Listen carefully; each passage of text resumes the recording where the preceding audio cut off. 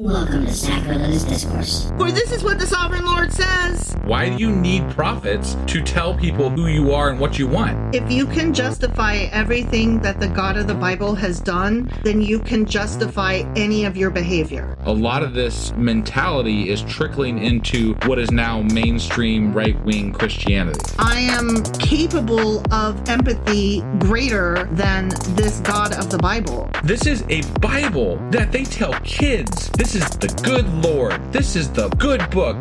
He is fantasizing about murder, mass murder. Head over to sacrilegiousdiscourse.com right now to find out how to leave us a review or support us on Patreon.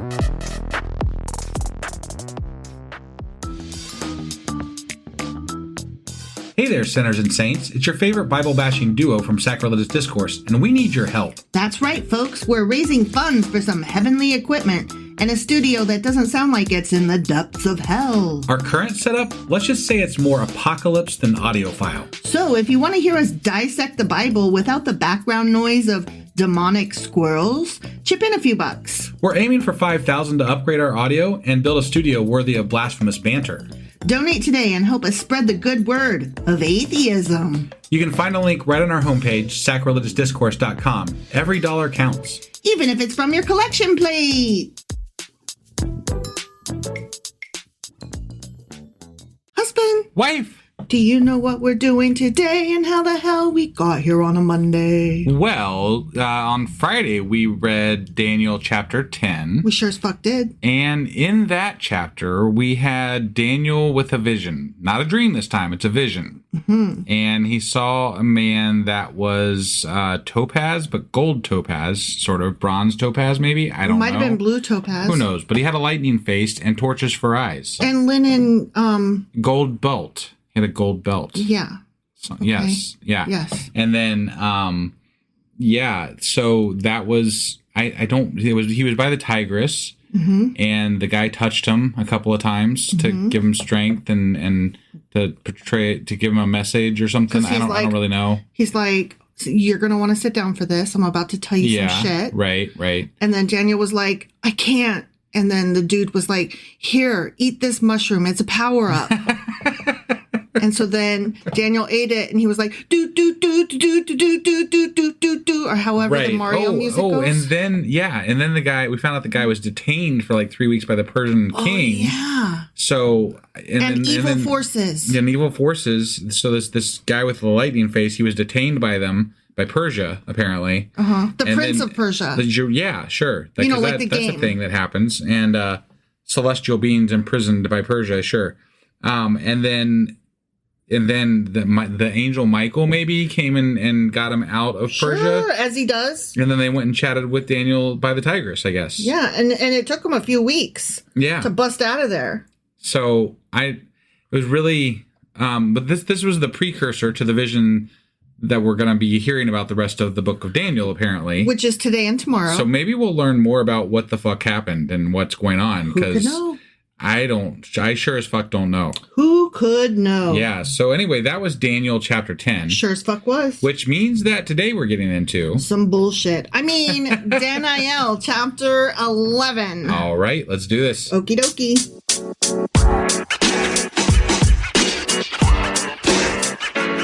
All right, we are hopping into Daniel chapter 11, but before we do that... Daniel chapter 11. Whatever. You were just trying to power through that. I really was. Yeah, no, before we do that, though, I need to say that these last three chapters, 10, 11, and 12, are one vision, and they're continuous. They were arbitrarily cut in various places that make no fucking sense. So these are all going to end on a cliffhanger. Well, what you're saying. Like chapter 10 ended in the middle of a parentheses. Right, yeah. Like literally in the middle of a parentheses. Right. And I mean, I'm guessing that they probably just cut these into chapters like at the end of a scroll or something. Sure. Like that makes sense. Otherwise, why wouldn't they keep shit together that was supposed to be together? Right. Because that's just dumb. Yeah, I guess. But I don't know. Given that this is supposed to be one continuous thing and that we ended in the middle of a parentheses, I'm going to go back to the end of chapter 10. Okay. and not just pick up where we left off. I'm going to pick up a few sentences back. Sure. Okay? Sounds good. So when the dude, spoke to me, Daniel, I was strengthened and said, "Speak, my lord, since you've given me strength." Okay. Yeah. So the shiny dude, said, "Do you know why I have come to you? Soon I will return to fight against the prince of Persia. And when I go, the prince of Greece will come. But first, I will tell you what is written in the book of truth. Yeah. No one supports me against them except Michael, your prince. And in the first year of Darius the Mede, I took my stand to support and protect them." Right. Okay. Yeah, this was really weird. This was this whole thing is really weird. Well, my parentheses voice, Yeah. the first sentence was the end of chapter 10. We're continuing in The parentheses second voice. sentence, I just read the second sentence. Oh, okay. Yeah, All right. I just pretended like it was one thing. Oh. And in the first year of Darius the Mede, I took my stand to support and protect him. Okay. Was the second part of that. Got it. Okay. Yeah. So now that's the end, of that bit. Sure. Okay, so now we're starting chapter 11. Got it. And what's really funny is that it does have that one sentence, the end of the parentheses, Yeah. by itself. Interesting. And then like chapter End of the 11 has its own and now we're starting chapter 11. And I'm like, really weird break. Yeah. Right? Yeah. so weird. Uh-huh. So we're going to learn about some North and South kings. Okay. And that's what we're getting into today. Sure. Okay. Why not? We're also going to learn about Antiochus Oh, okay. Epiphanes. Okay. Okay. All right. Yeah. And that's going to be interesting. Right. So it's interesting. We were just talking about Darius, but Mm-hmm. we're going to jump ahead by hundreds of years, apparently, to learn about Antiochus. I don't know. We're going to do a thing because this is a long chapter. I'm not sure what all is covered. Okay. I did take some notes, but I didn't pay attention a lot to years and things. Right. So we'll see what happens. Well, I get that they cover a lot of ground in the visions and dreams of Daniel, but it's just weird that in the same chapter we'd be talking about Darius and Antiochus. Well, like I said, this is a super long chapter, so maybe it won't be as weird once we get into it. Yeah, maybe not, but I doubt it. All right, so yeah, you're right. So now we're gonna hop into it, and the dude is talking. Okay. Yeah, the dude. The shiny dude. The shiny dude. Yeah. Okay. Got it. Now then, I tell you the truth. 3 more kings will arise in Persia. Remember, I, the shiny dude, have been telling you about all these kings and whatever, and Right. Daniel's been dreaming about horns and different kingdoms they come and go through history. And I would stuff. assume that we're not just talking about 3 new kings. We're talking about 3 new kingdoms, like the people that are going to rule Babylon or whatever. No, he says 3 more kings will arise in Persia. Oh. And then a 4th who will be far richer than all the others. Okay. When he has gained power by his wealth, he will stir up everyone against the kingdom of Greece. Then a mighty king will arise who will rule with great power and do as he pleases. After he has arisen, his empire will be broken up and parceled out toward the 4 winds of heaven. And that was Alexander the Great. I think so. Yeah. If I go by what we learned in our Q&A and various other places. So, Yeah. Okay. It will not go to his descendants, nor will it have the power he exercised, because his empire will be uprooted and given to others. Okay. The king of the south will become strong, but one of his commanders will become even stronger than he and will rule his own kingdom with great power. Okay. After some years, they will become allies. The daughter of the king of the south will go to the king of the north to make an alliance, but she will not retain her power, and he and his power will not last. Okay. So these 2 kingdoms are at war. Syria and I forget what the other one is. Oh, shoot. What is the other kingdom? I don't know. I know. Give me a second. Let me see if I can scroll up. I mean, this chapter is so fucking long that my notes are like 10 years.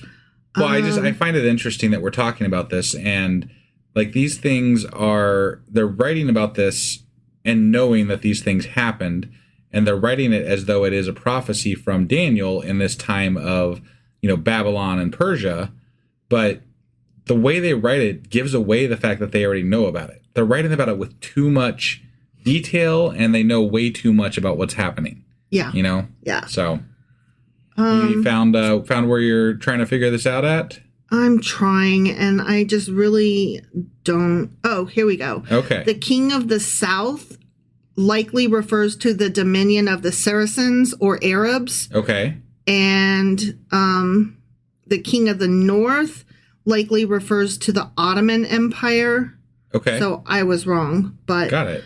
At some point they talk about Syria and maybe Macedonia, Greece. I don't know. Got it. Look, there are so many fucking kingdoms and time periods that I'm losing all sense because they just threw them all at us all of a sudden. Right. So I'm losing all sense of what happened. We're catching up on 400 years of history is what we're doing with the Book of Daniel. Right. We're covering a large swath of time, and so we're having them. They're trying to push all of this into a few visions and a few chapters, but we're covering a large bit of time. Swath of history. Yeah. And that's what a lot of my notes were. And also, in two different sets of notes that I was reading, like summary-wise, the sources that I utilized, they both said that their summaries were more going through history and telling what happened in history. Yeah. Because a lot of this stuff actually happened. Sure. Well, I mean, we're recounting this after the fact. Right. And we're putting it in the words of a vision or a dream. Right. But it is just basically going through what happened. Yeah. So. Yeah. Totally.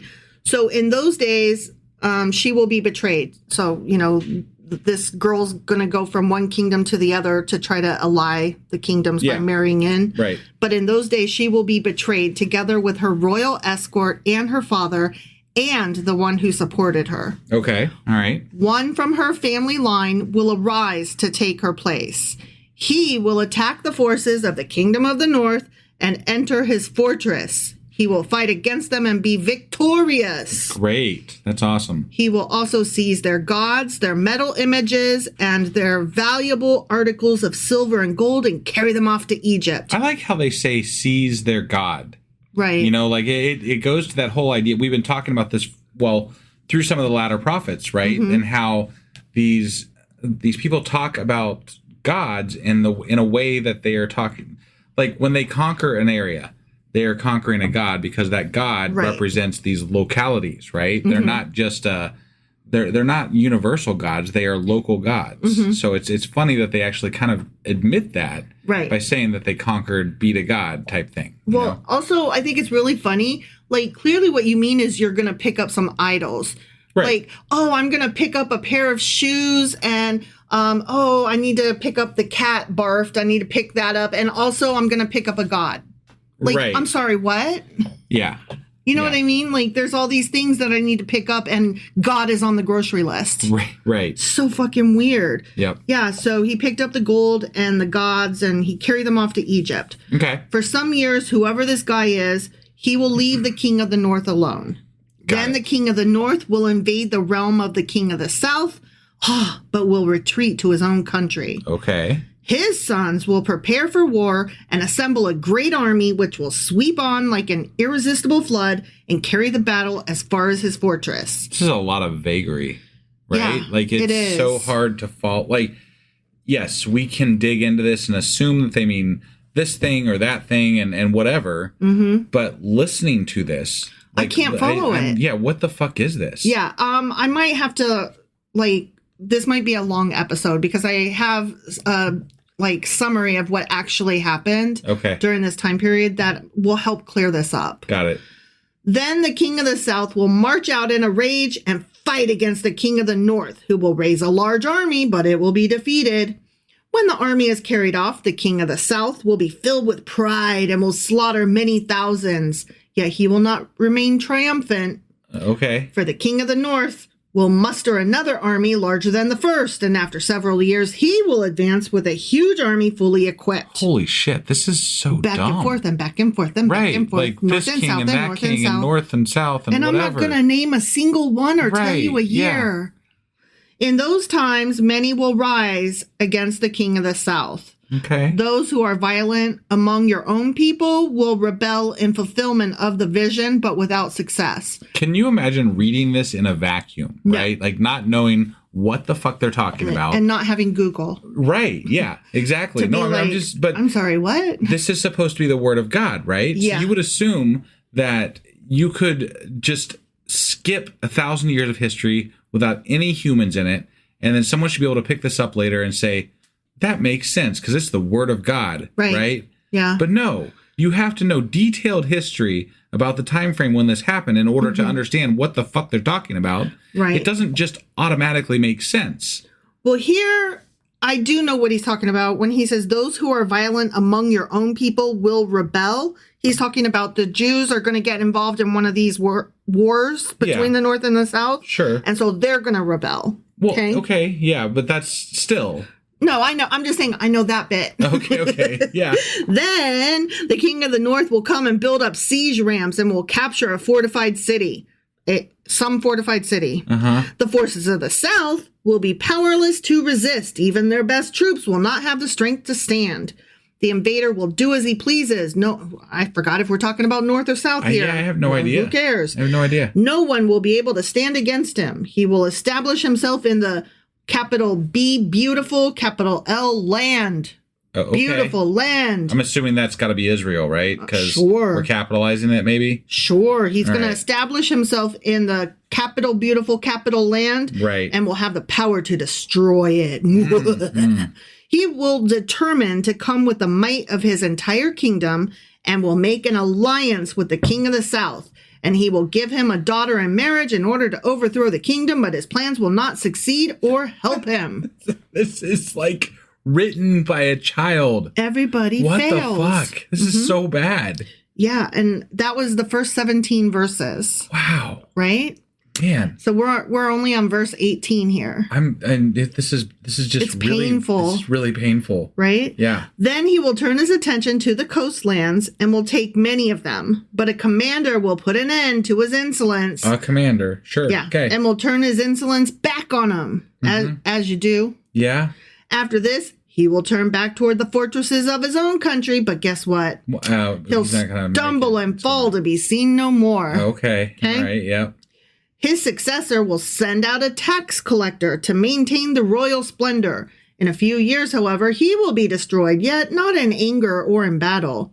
He will be succeeded by a contemptible person, I know who this is, who has not been given the honor of royalty. The contemptible person is the vile person, and that is Antiochus. Okay. Okay. All right. I know that from my notes. I'm trying to imagine what this vision looks like to Daniel, right? Yeah, he's just like we are all over the fucking ping-pong place. ball going north, south, north, south, north, south, north, south.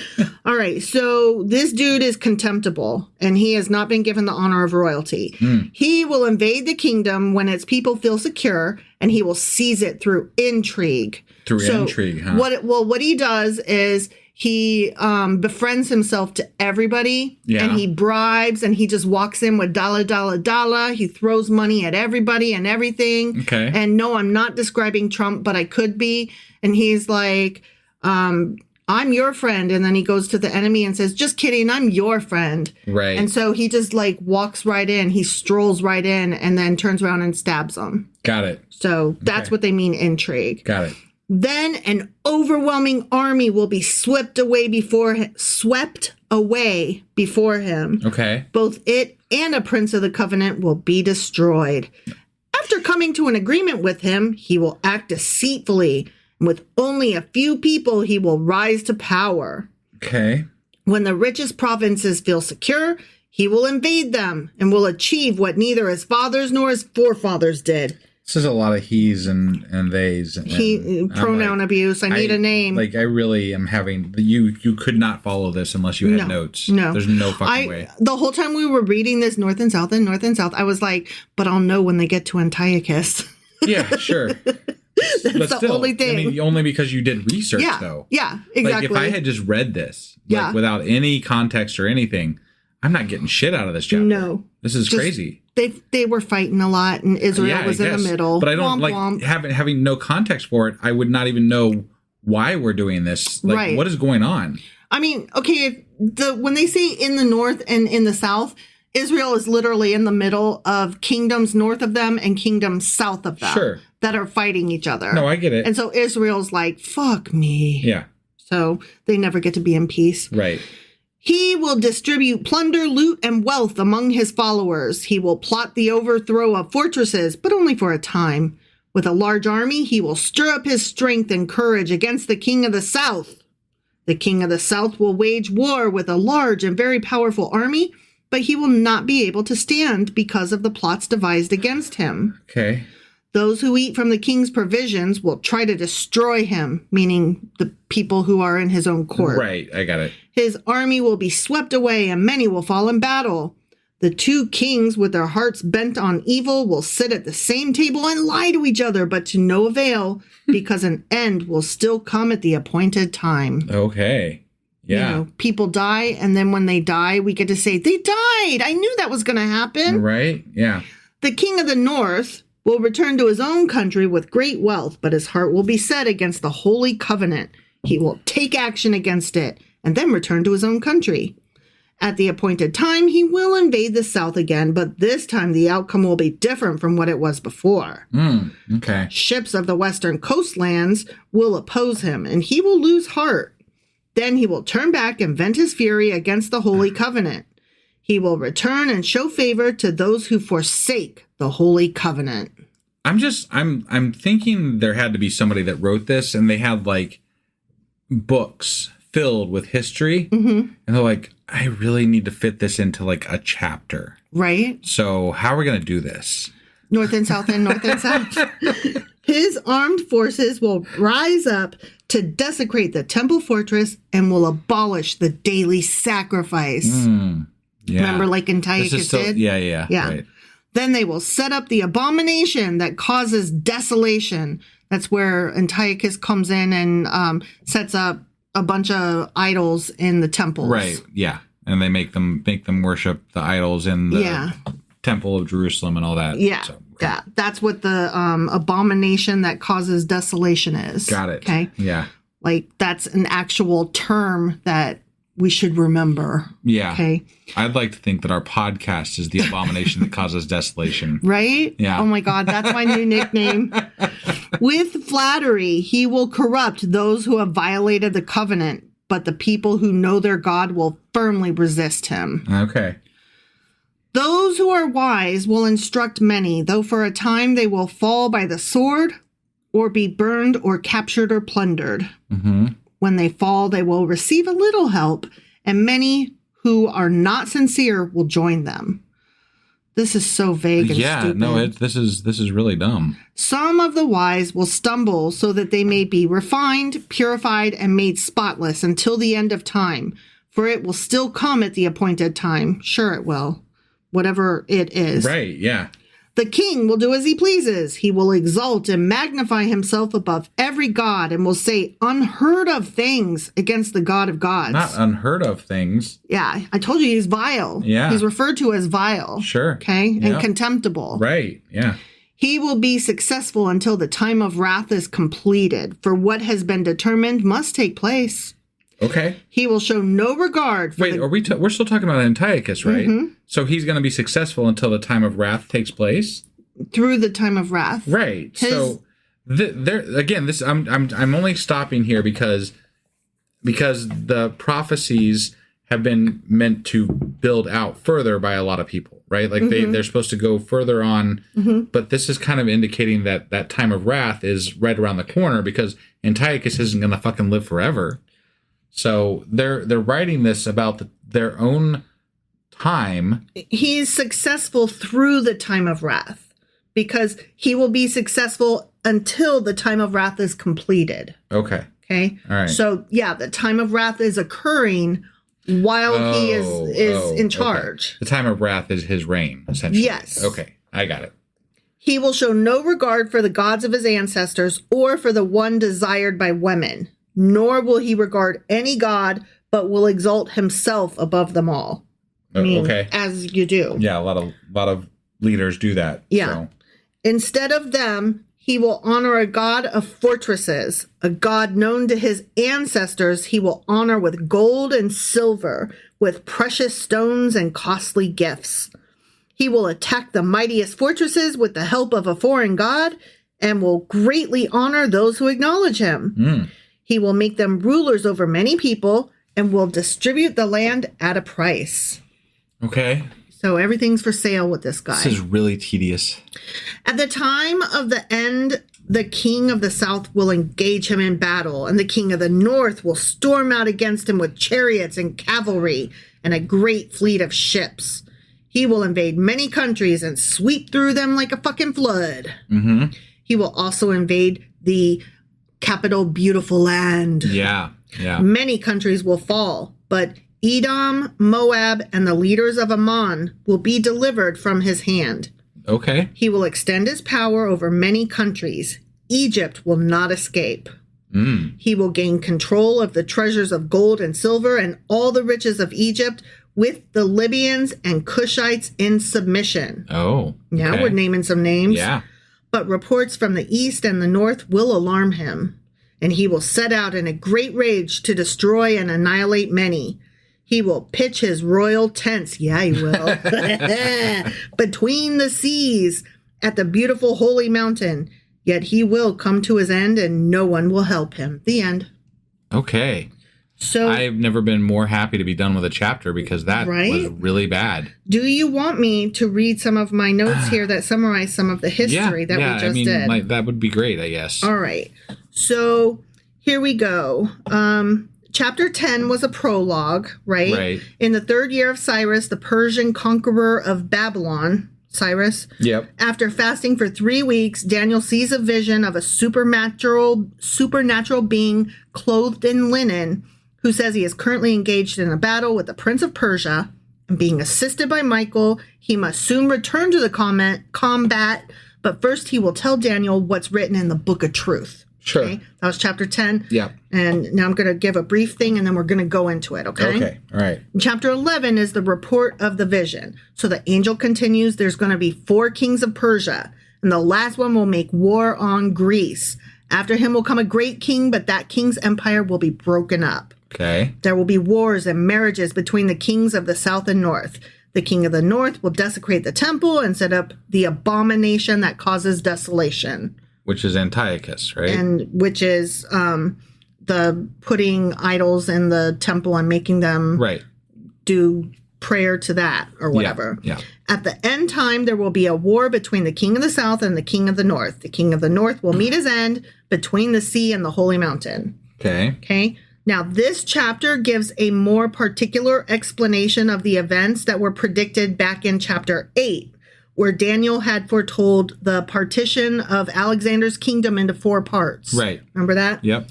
2 of these, Egypt to the north of Judea and Syria to the south of it. There it is. Yeah. Okay, so we've got Egypt to the north and Syria to the south. Okay, that helps me a little bit. Sure. Take up Daniel's attention as his people were particularly concerned in their fate. So those are the 2 lands, the north and the south, the north and the south. Yeah. They're fighting and he's caught in the middle. Sure. Israel's caught in the middle, Judea. So that's why he's particularly paying attention to these 2. Got it. And these were the countries in which the greatest number of the Jews were dispersed. Okay. So that makes sense. I knew there was a lot of Jewish people in Egypt for sure. Right. So a lot of them went to Syria as well. Got apparently. it. Okay. So the dude speaks of the conquest of Macedonians. Yeah. And that was 168 BCE. And then he speaks of the Romans and of the church under that power. Okay. Daniel then speaks of an antichrist who would spring up there, and of those powers which at the latter days of the Roman monarchy were to push at it and overthrow many countries. Okay. Just hang with me, okay? I'm hanging. The king of the south in verse 40 of this chapter likely refers to the dominion of the Saracens or Arabs, an exceedingly great plague to the Roman Empire in the east for 150 years. Then it says in 612 AD, when Muhammad and his followers began, through to 762 AD. Okay. That's well beyond what we're talking about, though. Yeah. Okay. Yeah. All right. So just letting you know that's out there. Right. Okay. The king of the north in the same verse likely refers to the Ottoman Empire, by which, after about 150 years of almost uninterrupted hostilities, the Roman Empire in the east was completely overturned in 1453 AD. So they're trying to tell us like lots of future-y things, okay? Right, yeah. The chapter concludes with a prediction of the final overthrow of the northern power and of the manner in which this great event shall be accomplished. Okay? Whatever. I don't really understand that. That's a different summary that I'm like, okay, I'm just going to have it there for us to like make fun of. Sure. Okay? Yeah. So, anyway, the messenger, we're starting over now. The messenger went on to describe to Daniel the conflicts involving Persia and Greece as they would affect the Jews. This account runs on unbroken through chapters 11 and 12. Okay? So, after the death of Cyrus, the Greek states steadily grew in power. Although there was no official Greek nation at that time, I'm using the name Greece to refer to that general region. It was like Macedonia, Greece, all that, okay? Okay. The most important of the Greek states was Macedonia in the north, which later became the center of the Greek Empire. Got it. Okay, and that's why you'll also often see those two somewhat in this section of the Bible used somewhat interchangeably or together. Okay. Okay? Yeah. Earlier Persian kings had some successes against these Greek states, but the Greeks eventually reestablished their independence and began to expand their power. Probably the most notable victory came in 333 BCE, when the armies of Alexander the Great took control of the eastern Mediterranean region. And yay, we know that name. We know that thing. Yeah. The Greek conquest then spread rapidly through Western Asia and Northern Africa. Then, with only a few years of establishing his power, Alexander unexpectedly died, and his vast empire was divided among 4 of his generals. Womp, womp. Mm-hmm. Okay, so we remember that. Right. Okay. In the eastern areas of this divided empire, there were 2 main sectors, Egypt to the south and Syria to the north. Okay. When Syria became dominant under the leadership of a man who had previously served under the Egyptian leader, the struggle between the two increased. Okay. Israel, caught between the 2 powers, suffered much because of these conflicts. Sure. Okay. Later, an alliance was established between the south and the north when the Egyptian king gave his daughter in marriage to the Syrian king. But the marriage broke up, and eventually the Syrian king was murdered. Okay. So we saw some of that, but now we have countries to attach to him. Right. Okay? Yeah. The woman's brother then invaded and plundered Syria, and that was about 246 BCE. Okay. During the next 50 years, Syria and Egypt invaded each other on several occasions, which that was that whole north and south that we went through, which they could have just summarized into this sentence. Both sides tasting victory and defeat. Sure. Right? It was a constant give and take. Like 20 verses summarized in one sentence. Sure. Okay? Yeah. All right. A decisive battle as far as the people of Israel were concerned was fought in 198 BCE. So we are quickly approaching the 0 year. Yeah. Okay? Yeah. Some of the Jews joined with the Syrians against Egypt, thinking they were fulfilling a prophetic vision that would bring benefits to themselves. In the end, they only brought themselves greater trouble because Syria not only conquered Egypt, but also took firm control of Palestine. Right? Like, oh my God. The Syrian king tried to gain full control of the Egyptian throne by giving his daughter in marriage to the king of Egypt, but the scheme did not bring him the success he hoped for. Womp womp. He then attacked Greece, but was defeated and forced to flee back to Syria, where he died. Okay. The new king, in order to obtain money to pay the victorious enemy, was attempting to plunder the Jewish temple treasures when he was suddenly murdered. As happens. Right. All right. Then we get into Antiochus Epiphanes, a vile person. Got it. Like literally that is how he's described. Yeah. Okay. Yeah. Antiochus Epiphanes then became king over the region controlled by Syria. Okay, so he is king of Syria. Okay. He was not the legal heir, but by bribery and flattery, he managed to gain the throne. He was considered a contemptible person, treacherous, cruel, greedy, and ambitious for power. He devised the most evil scheme to deceive his allies, crush his enemies, and plunder the defenseless. Within a short time, Antiochus had conquered Egypt, helped by certain traitors in the Egyptian administration who betrayed their king. Okay. He tried to form a partnership with the new king that he had appointed in Egypt. He's like, hey, I just made you king. Let's make a partnership. Right. But this king was as deceitful as Antiochus was, and the partnership soon failed. I see. That's funny. Yeah. Antiochus returned to Syria, planning to carry out the chief aim of his program, which was the destruction of the Jews and their religion. Okay. Yeah, he was like, fuck all y'all. Yeah. Okay. Before he had a chance to launch his anti-Jewish campaign, Antiochus heard there was unrest in Egypt. So he returned south to put down the rebellion real quick. But Egypt called in the help of a foreign navy, and Antiochus was forced to flee back to Palestine. Okay. On his arrival in Jerusalem, he found that fighting had broken out between rival Jewish groups. What? Yeah. One of these groups consisted of people who were loyal to their ancient religion, the other of people who were prepared to change their beliefs and practices to gain political benefits from their foreign overlords. Huh. Okay. I wonder what that was about. Yeah, that's interesting. I'd like to learn more about that, actually. Already angry because, well, I wonder if that's when we have the Christians coming out and fighting. No, this would have been before the Christians. Okay. So. Well, it would have been before the Christians, but it could have been like an early group of people not wanting to like stick with the old traditions, which allowed Christianity to come into play. Sure. I mean, I think there throughout the Bible we've run across different ideas as to how people worship Yahweh and everything. So True. I'm assuming it's just a different group.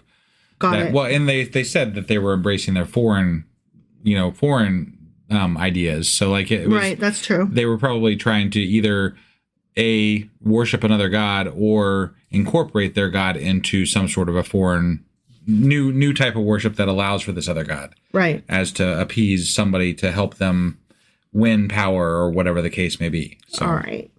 Well, already angry because of his defeat in Egypt, Antiochus eagerly took the opportunity to attack the Jews. As you do, I guess. Right. Whatever. Right.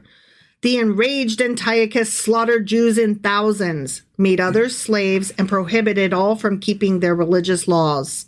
Worse than this, he set up a Greek idol and a Greek altar in the Jewish temple, then sacrificed animals that the Jews considered unclean. To loyal Jews, this was an abomination, an awful horror. Though some Jews joined Antiochus in order to save their lives, others stood firm no matter what it cost them. Got it. And this was the abomination that caused desolation. Right. Okay. Yep. Jewish resistance to Antiochus was led by a courageous priest and his 5 sons, known as the Maccabees. The Maccabees. Yeah. Very good. I'm excited to read about those guys. I am kind of as well. So it's an interesting time period. So, yeah. They persuaded many to join them in their fight for religious freedom. Amid all the persecution, some Jews failed, but others stood firm and were martyred for their faith. The effect of the persecution among the people at large was one of a spiritual cleansing. Purified faith enabled the faithful to stand firm, with the result being that in 165 BCE, after more than 3 years of fighting, they regained their religious independence and rededicated their temple. Okay. Scholars think that this specific revolt directly led to the writing of the book of Daniel. Huh. Yeah. Okay. I thought you'd like that. Yeah. Okay. So next we get to the Antichrist and the end times Antiochus Epiphanes. Okay. Okay. In addition to blaspheming the God of the Jews, Antiochus dishonored the Syrian and Greek gods. So he was just like pissing on everybody's gods. Considering himself to be above every god, he replaced the existing gods with others brought from elsewhere. He's like, I'm just going to put this one here and that one there. Nanny, nanny, boo-boo to you both. Right. He rewarded those who flattered him by giving them gifts of land and promoting them to positions of power. He would also, he was such a weird dude. He would walk through the streets and sometimes just, give a large amount of money to somebody for no reason. Or, he would surprise them with gifts. He was just a really weird dude. Got it. Okay? Towards the end of his reign, Antiochus was attacked by Egypt. He began his successful counterattack by overrunning Palestine and once again slaughtering the unfortunate Jews, though he did not invade neighboring states that were hostile to the Jews. He then moved down to take over Egypt, along with those African states that were under Egypt's control. Okay.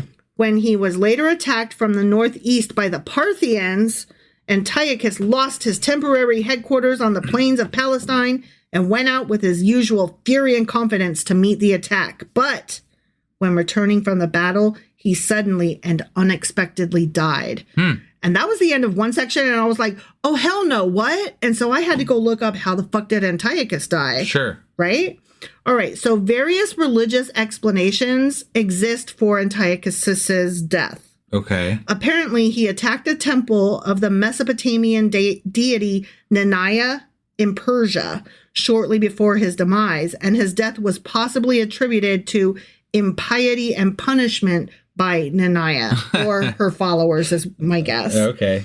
Jewish but sources, he was able to battle the other gods, the Yahweh's people, and he didn't kill him. Yep. So okay, all right. Yep. So Naniah is stronger than Yahweh. Throwing that out there. Never even heard of Naniah, but apparently she's stronger than Yahweh. Right. Yeah. Jewish sources gave credit for Antiochus's death to his earlier impiety at the Temple of Jerusalem. Oh, of course. Retroactive, you know? Right. According to 2nd Maccabees, he died from divinely inflicted disease. So we're not there yet, but I find that laughable and cool. Yeah. According to a later rabbinical work called the Scroll of Antiochus, when Antiochus heard that his army had been defeated in Judea, he boarded a ship and fled to the coastal cities. Wherever he came, the people rebelled and called him the fugitive. So he drowned himself in the sea. Oh. This story is from the 2nd century, however, and is generally considered secondary and unlikely to be accurate. Got it. And then I just have one more note about Antiochus because he's just so interesting to me. Right. His often eccentric behavior and capricious actions during his interactions with common people, such as appearing in the public bathhouses and applying for municipal offices. And like I said, just he would just do the weirdest shit. Okay. Okay. Yeah. Led some of his contemporaries to call him Epimenies instead of Epiphanies, which means the mad. So Antiochus the mad instead of right. Yeah. Antiochus the bright. Right. So that was chapter 11. Okay. And then that was a summary of chapter 11. Because what the fuck was chapter 11? I really have to believe that it was just somebody that was trying to take all of the 400 years of history that they had to cover to make this thing work. Yeah.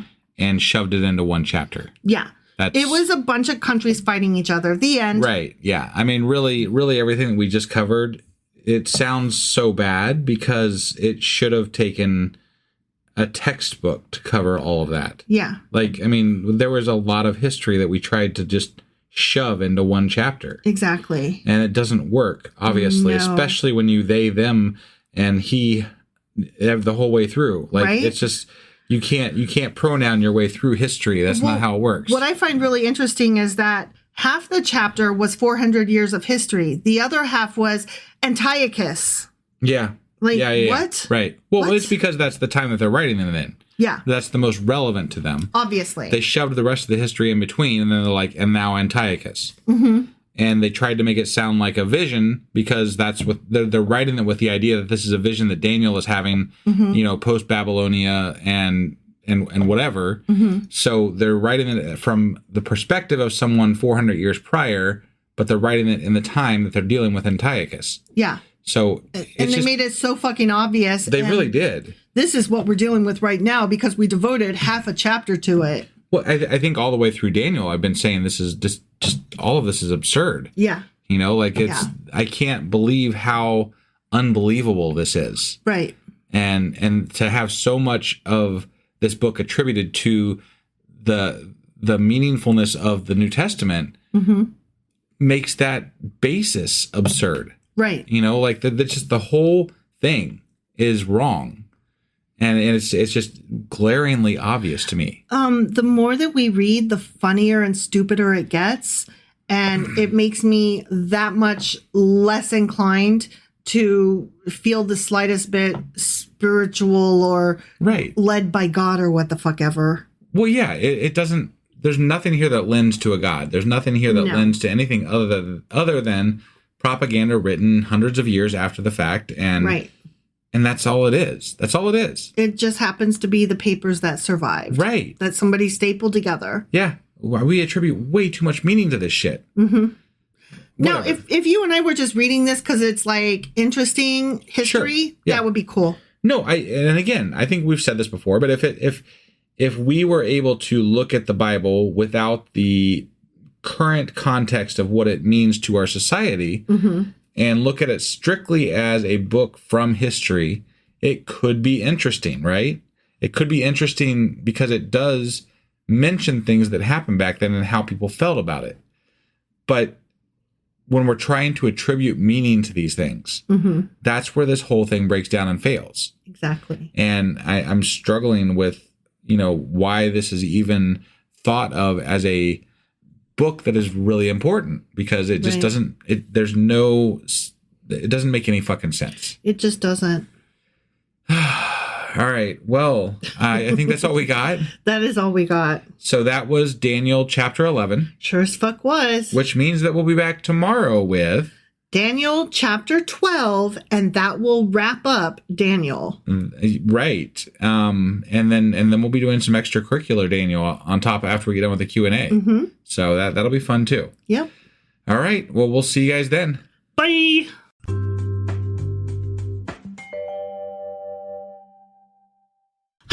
Wife! Do you know where the hell we are today? Well, yesterday we covered Daniel chapter 11. Sure as fuck did. And in that chapter, Daniel had a vision.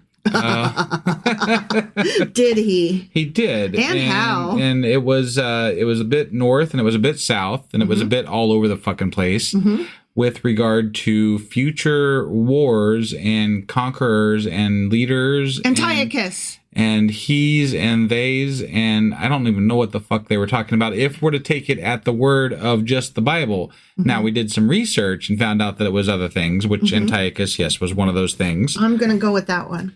At least if we're to take, scholars' point of view on this aspect or what have you. Now, there might even be other interpretations that we are leaving out because who the fuck knows what we're talking about, really? I do not know what the fuck we're talking about. I don't either. It was a mess. That's what it was. Really was. Yeah.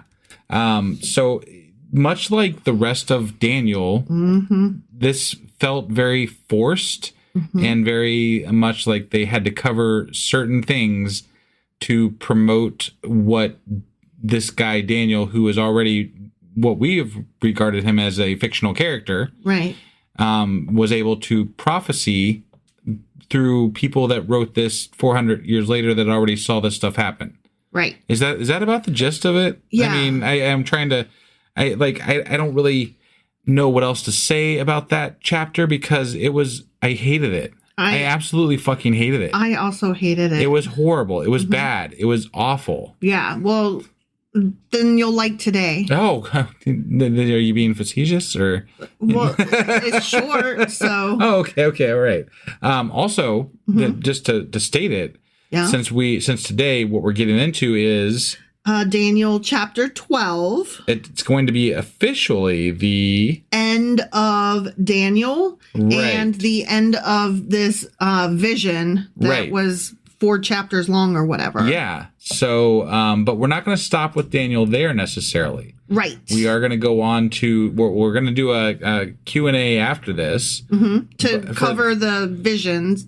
Right. In the last week. Yeah. The visions, basically. Yeah. And then we're going to go on to do the 3 books that were left out, the apocryphal ones. Yeah, right. I don't remember what they're called. And I know don't one of them's Susanna. Oh, really? Because I know one of them is Bella and the Dragon. There you go. We got 2 of them. 2 at of the least. 3. Right. Yeah, I can't remember what the other one was called, but we are going to cover those before we get out of the Daniel area, neighborhood, place, the craziness. Sure. Yeah, that. So that being said, are you ready to get into Daniel chapter 12? I sure as fuck am. All right, let's do this. Okie dokie.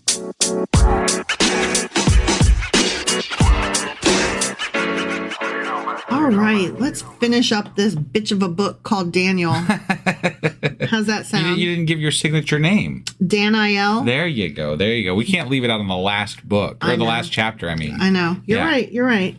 Well, the book of Daniel, as I have said with every chapter, is 2-parter. And first Daniel was chapters 1 through 6. Yeah, and those were court tales. They were history of hi, my name is Daniel and I'm a kid and me and my buddies here, we're homies and we so believe in God. Yeah, right. And so that was cute and fun. Mm-hmm. And then chapters 7 through 12 was something else entirely. It sure was. Yeah. Sure was. It is apocalyptic visions. It sure is. Yeah. Yeah. And I do not love it. Yeah. No, it's not great. There's definitely been better stuff we've read in the Bible than this. And it's it's just so try hard. It really is. I can't get over how bad this is written and how forced these ideas are in there. They're just so ill placed in this book because they don't really. They're trying really hard to make this guy a prophet, right? Like they want to show how he's listed. How much he's a prophet. He's listed as a prophet. No, so. I get it. But we know from the people that have studied the Bible and told us that these were written much later, generally after these things all have happened. Right. So they're trying to take these things they already know and they're trying to shove them back into this fictional character of Daniel. Right. And make them work as this actual prophet that did these things. And it's the same thing that was kind of happening in the 1 through 6, where they were overemphasizing how much God influenced like Nebuchadnezzar and different things that happened in those time frames, right? It's still all this propaganda about how great God was back then and how much prophecy he gave to this guy Daniel and how much, influence he had over all these events that were happening back then. And it's just complete and utter bullshit. Right. That's all. Sorry, I just had to go off one more time. One more time. Yeah. Last chance. Right, yeah. All right, let me do a quick recap. Chapters 10, 11, and 12 make up Daniel's final vision, so that's what we're finishing up today. Okay. Describing a series of conflicts between the unnamed King of the North and King of the South, leading to the, quote, time of the end. Right. When Israel will be vindicated and the dead raised, some to everlasting life and some to shame and everlasting contempt. Sure.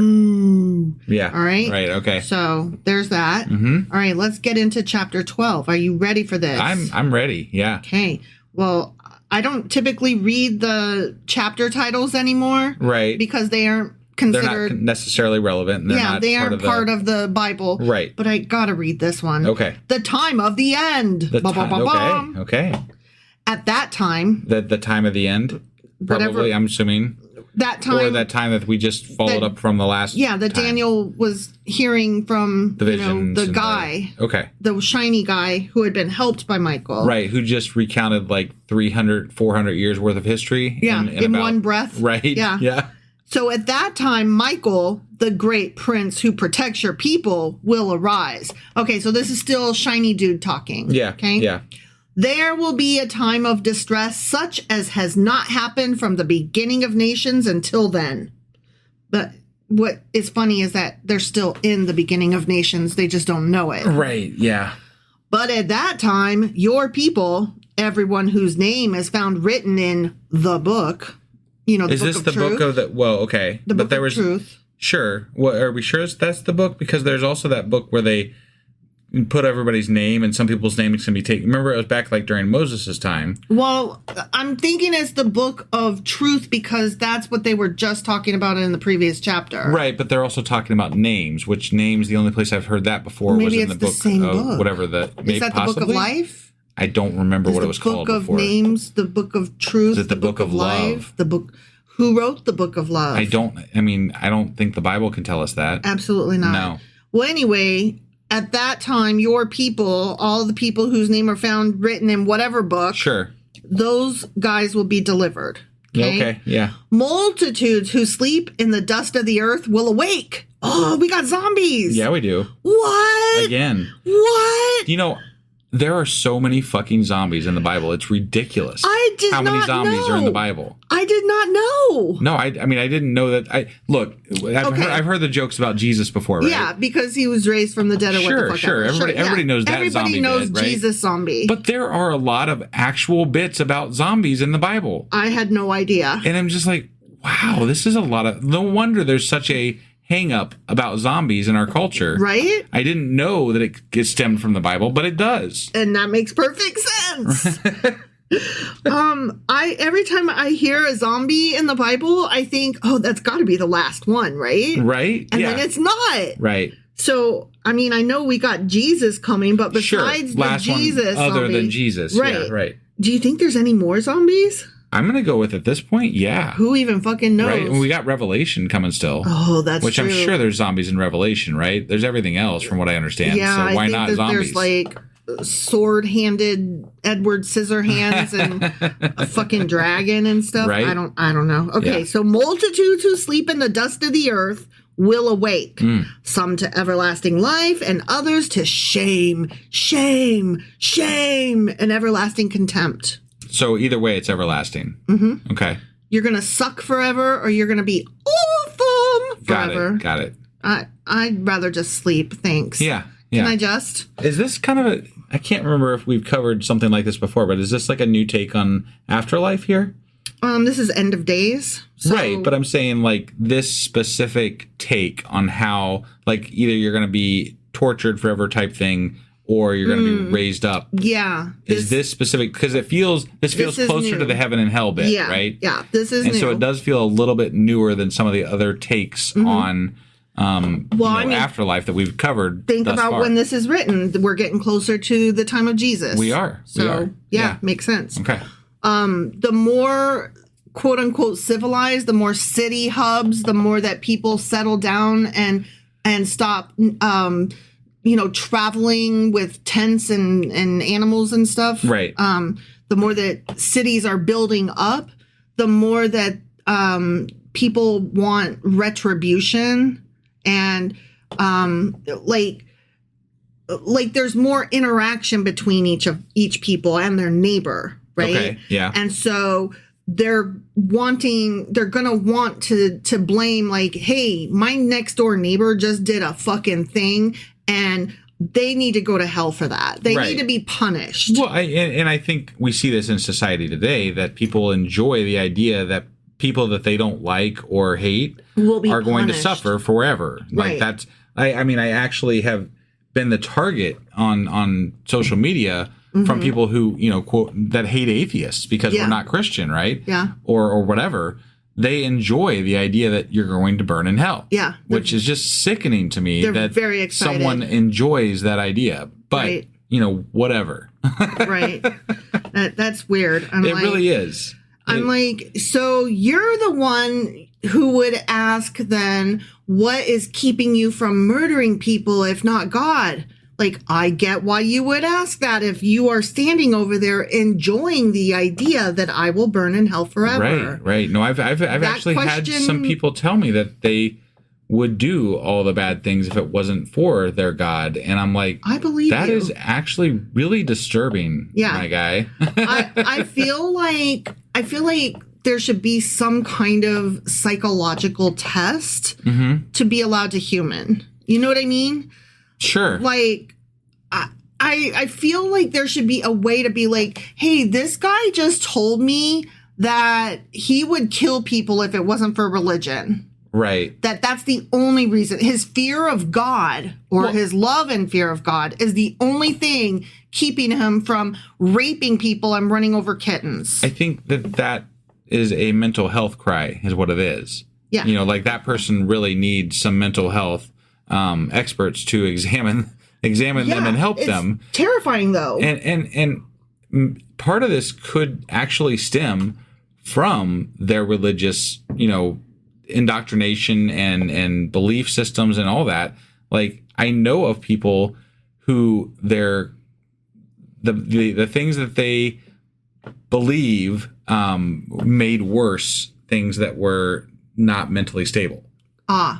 You know what I'm saying? Yeah. Like yeah. I've known people actually close to me that have had problems that caused things like that where it was not great. So it was not great. No, I'm just I don't want to. I'm not going to dig into what I'm saying, what I'm thinking about. But I mean, it is. I feel like it can make worse. Sure. Things that could already be bad. One thing that's interesting is, and I'm talking out of my ass here. I'd have to research to find the study, but what you're talking about is religion exacerbating a mental illness or a mental health situation. Sure. What I have also read is that people in mental health crises, like with borderline personality disorder or other forms of psychosis, not schizophrenia because they don't call it that anymore. I forget. Anyway, other types of personality disorders and mental health crises can also bring on a sudden faith in God. Okay. Like suddenly somebody in crisis like finds God and becomes like super crazy religious. Got it. That's interesting. Yeah.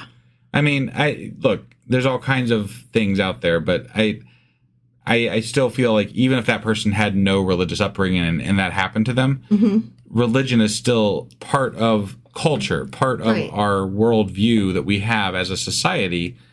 And even if you were not indoctrinated in it and didn't really have much to do with religion at all to begin with, if you are having mental health issues, it could still end up being something that stems from that becomes a, focus that you focus on. Sure. Just because of culture, because of the world around you. Yeah. So. Yep.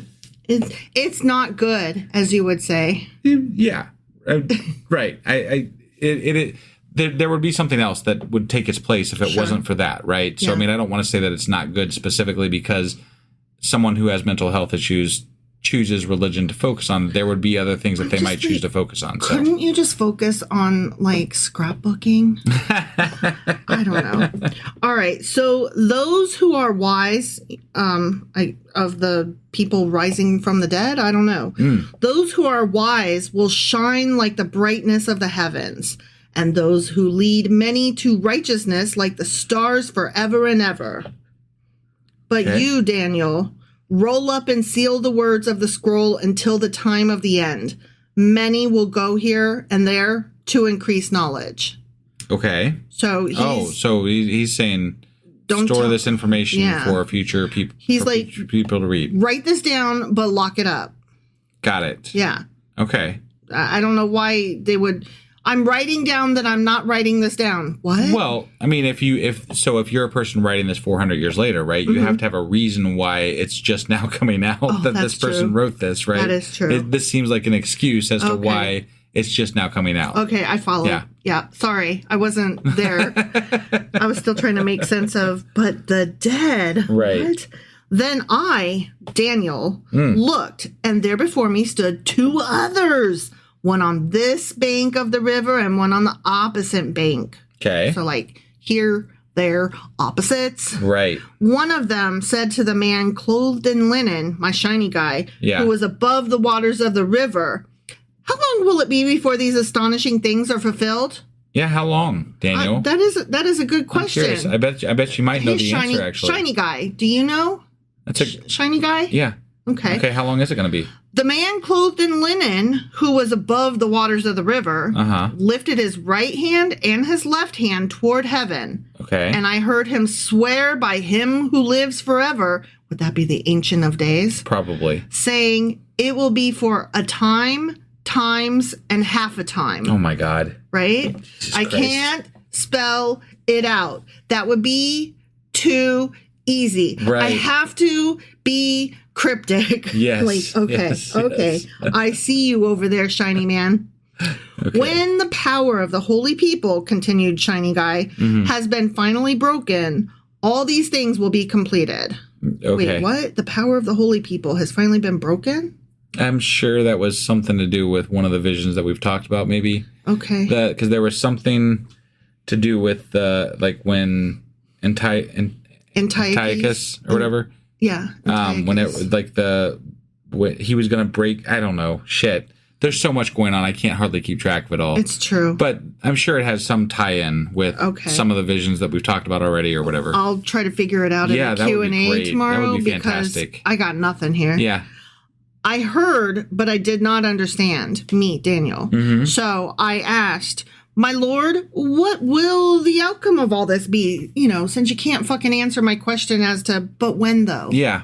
Right? Right. He replied, go your way, Daniel, because the words are rolled up and sealed until the time of the end. Many will be purified, made spotless and refined, but the wicked will continue to be wicked. I mean, he sounds so exacerbated that I'm just, no, that's not the word. Exasperated. Right. I'm so sorry. I lost my words for a minute. I'm getting worse with age, you know. I sound like fucking Trump. Ugh.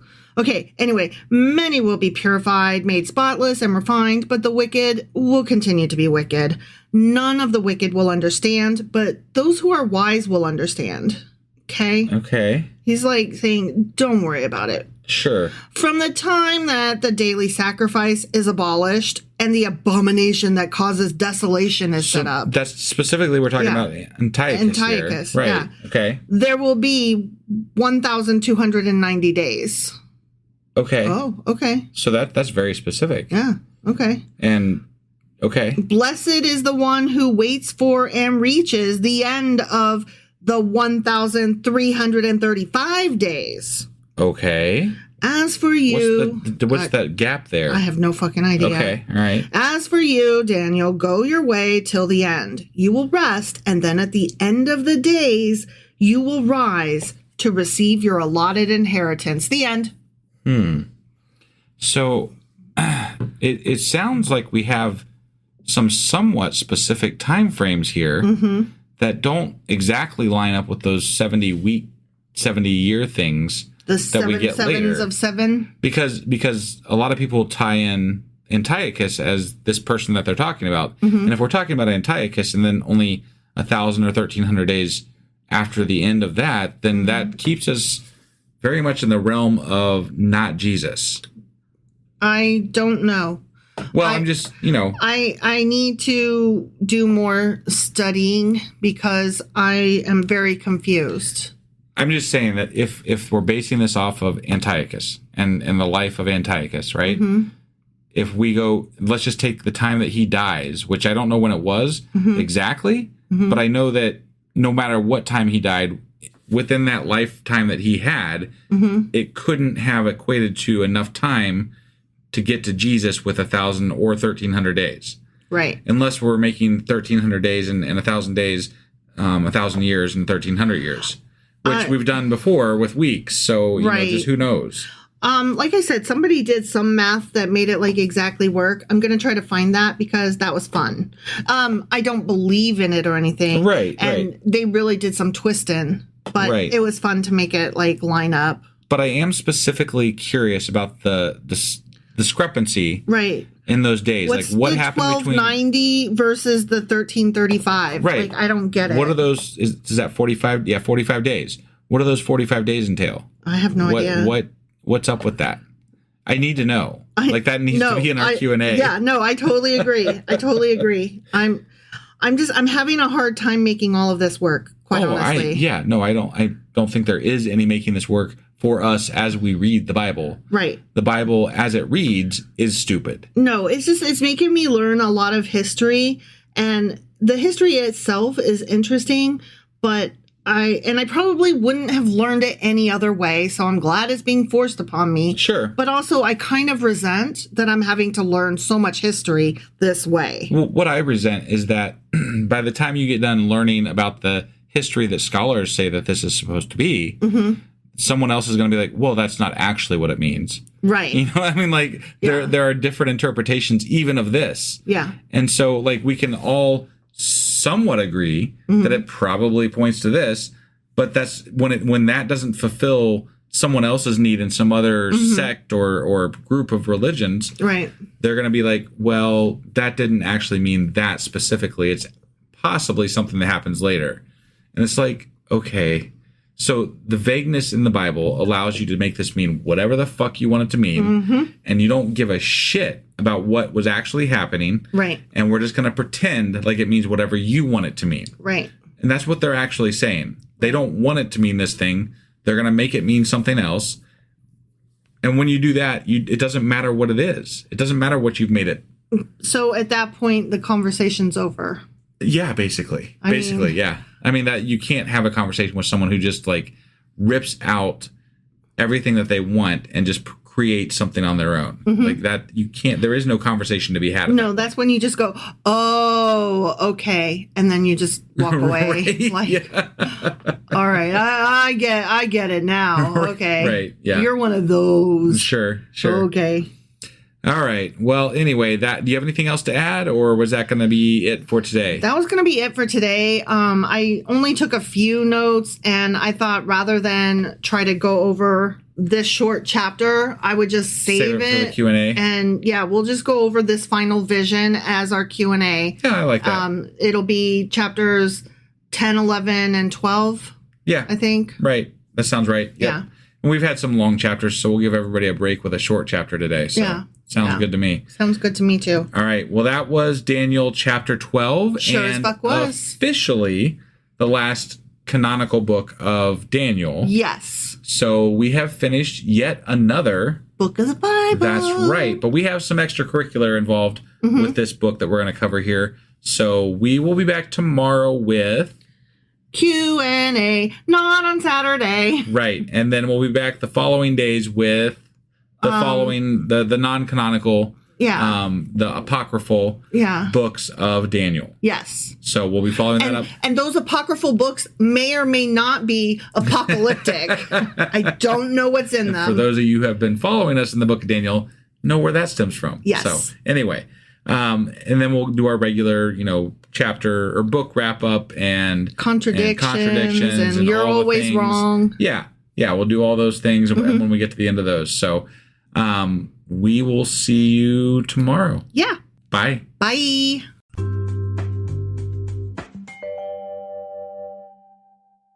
Husband. Wife. Do you know what today we're doing? What do I know what today we're doing? Do you know what we're doing today? Yes. We just finished with the regular book of Daniel.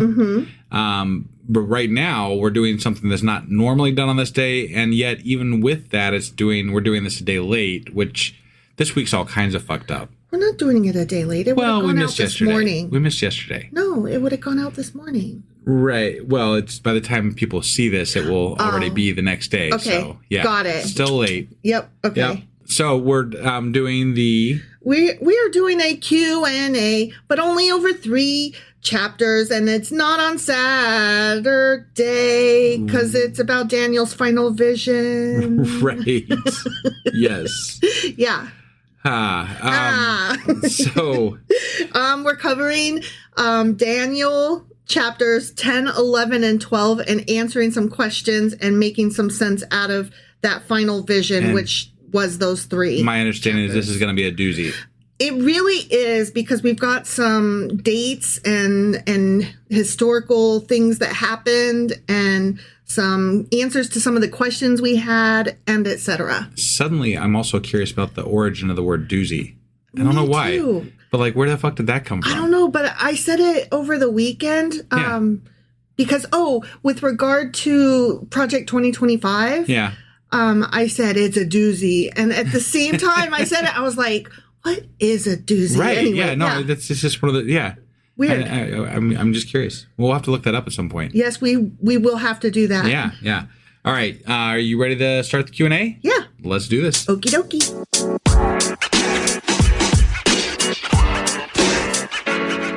All right, let's hop into this Daniel vision. Okay. Okay. Yeah. So in chapter 10, verse 1, it says, in the 3rd year of Cyrus, king of Persia, a revelation was given to Daniel. Okay. Yeah. Just want to let you know that by this time, the first wave of exiles had returned under the leadership of Zerubbabel. Okay. All right. And that was discussed in Ezra chapters 1 and 2. Got it. Okay. Yeah. So we already kind of knew that, but don't always put these things together. Sure. And that's what I'm trying to do a little bit of here. Okay. Okay. So verse 2 says, at that time I, Daniel, mourned for 3 weeks. And we were like, why the fuck he mourning? That makes no fucking sense. He may have been in mourning because so few Jews have returned with Ezra from exile. Okay. And then one of our questions was, why didn't Daniel go back? Did he? He didn't.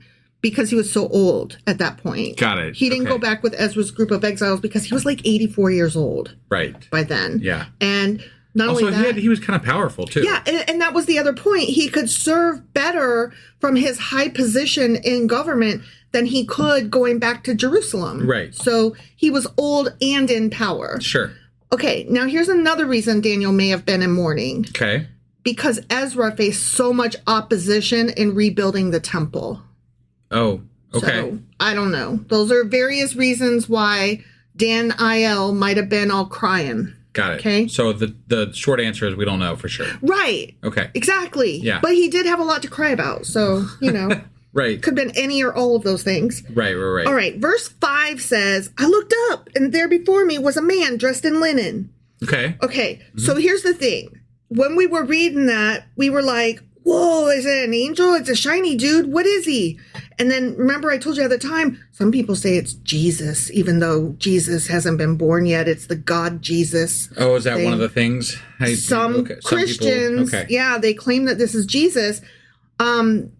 First, because he is shiny and special and he knows things about the future, right? That's obvious. Okay. Another thing is because of a similar description of a shiny celestial dude in the book of Revelation. Okay.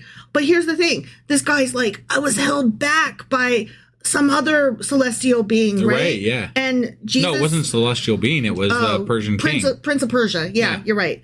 But Jesus wouldn't need the assistance of Michael, whereas our shiny guy does. Okay. Hypothetically, I don't know what makes Jesus strong, because it's God. Because Jesus is God, and God can't possibly be held back by the Prince of Persia. They killed Jesus, so he's not Jesus that hasn't strong. Been born yet. Right, but I'm saying... Also, but Jesus dying was part of God's ineffable plan. Sure, but it doesn't... Here to die. Him dying does not do a lot to claim that he is, strong. Right.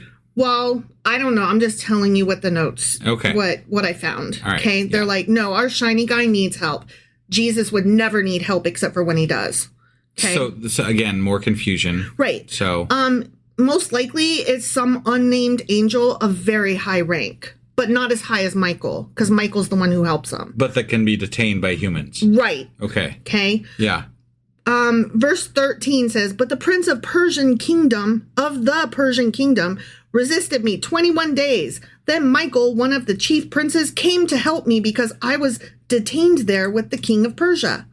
So this prince wasn't just an ordinary guy, given that he could stand up to the angelic messenger that God had sent to Daniel, right? Yeah. So if he could do that, he was not just a mere human. He clearly had some kind of magical or angelic being assisting him, or was one himself. Okay. And since he was working against God's message, he was obviously some kind of evil or fallen angel. So some people would see this as like satanic forces. Yeah. People that are, if you're studying the Bible and knowing the history of the world you're reading about, you might say that this is other gods. Yes. Right? Because that is a thing that kind of keeps popping up in the Old Testament. Right. So whoever it was, I mean, whoever was the Prince of Persia, I mean, clearly it was a human, I think. And, within the story, though, was being assisted by some kind of evil forces that were trying to block the answer to Daniel's 3 weeks of prayer.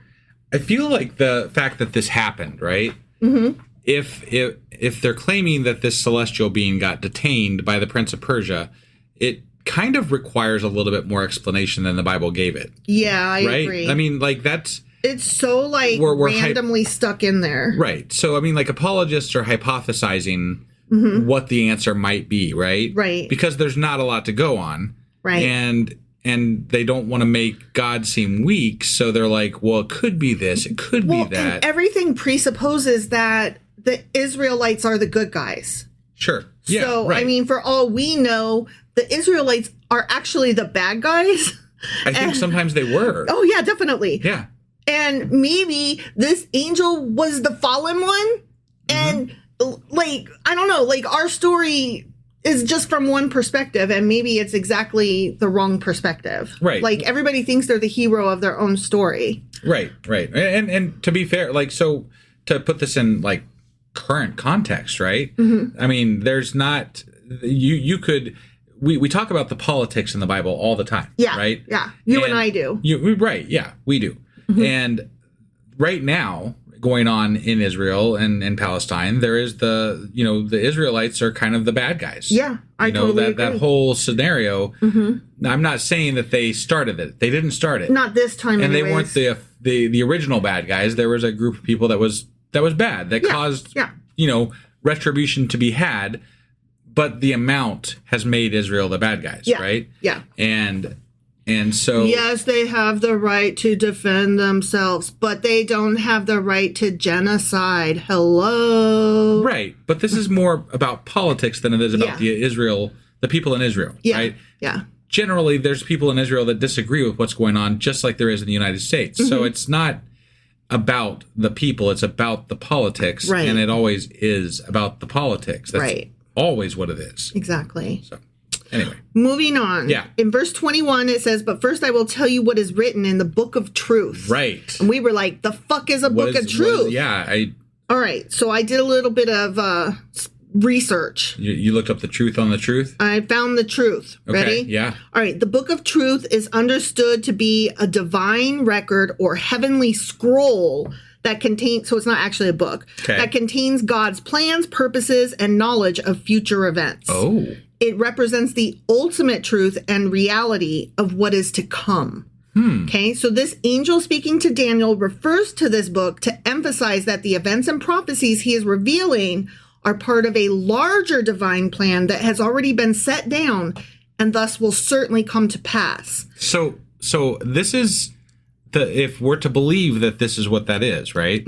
That would mean that God has an ineffable plan that is laid out in advance well before things happen, right? Yeah. So that means that God literally plans all the shit that happens in the world, which also takes away your ability to have free will, right? In which people, Christians will argue all day with you about how they have free will, but they choose to follow Jesus, right? Yeah. And it's like, well, but if there's an ineffable plan, then it doesn't really fucking matter. You didn't choose that, right? And look, it's semantics. I don't really fucking give a shit, honestly. But it's a bad argument is what it's a bad argument. Yeah. And this, moreover, it doesn't really lend to the forgiving, the forgiving nature of God, right? God is literally causing war and famine and death and murder and all the bad things God is causing because he has it written down already in the book of truth, apparently. Yep. That's fucked up. That is pretty fucked up. Like, if we're to believe in a God, this God. That author is worse than anything that came up in Stephen King's imagination. Right, yeah. And Stephen King's imagination is pretty out there. Right. All right, but let me continue on because I got more to say about this book of truth. All right, okay? all right.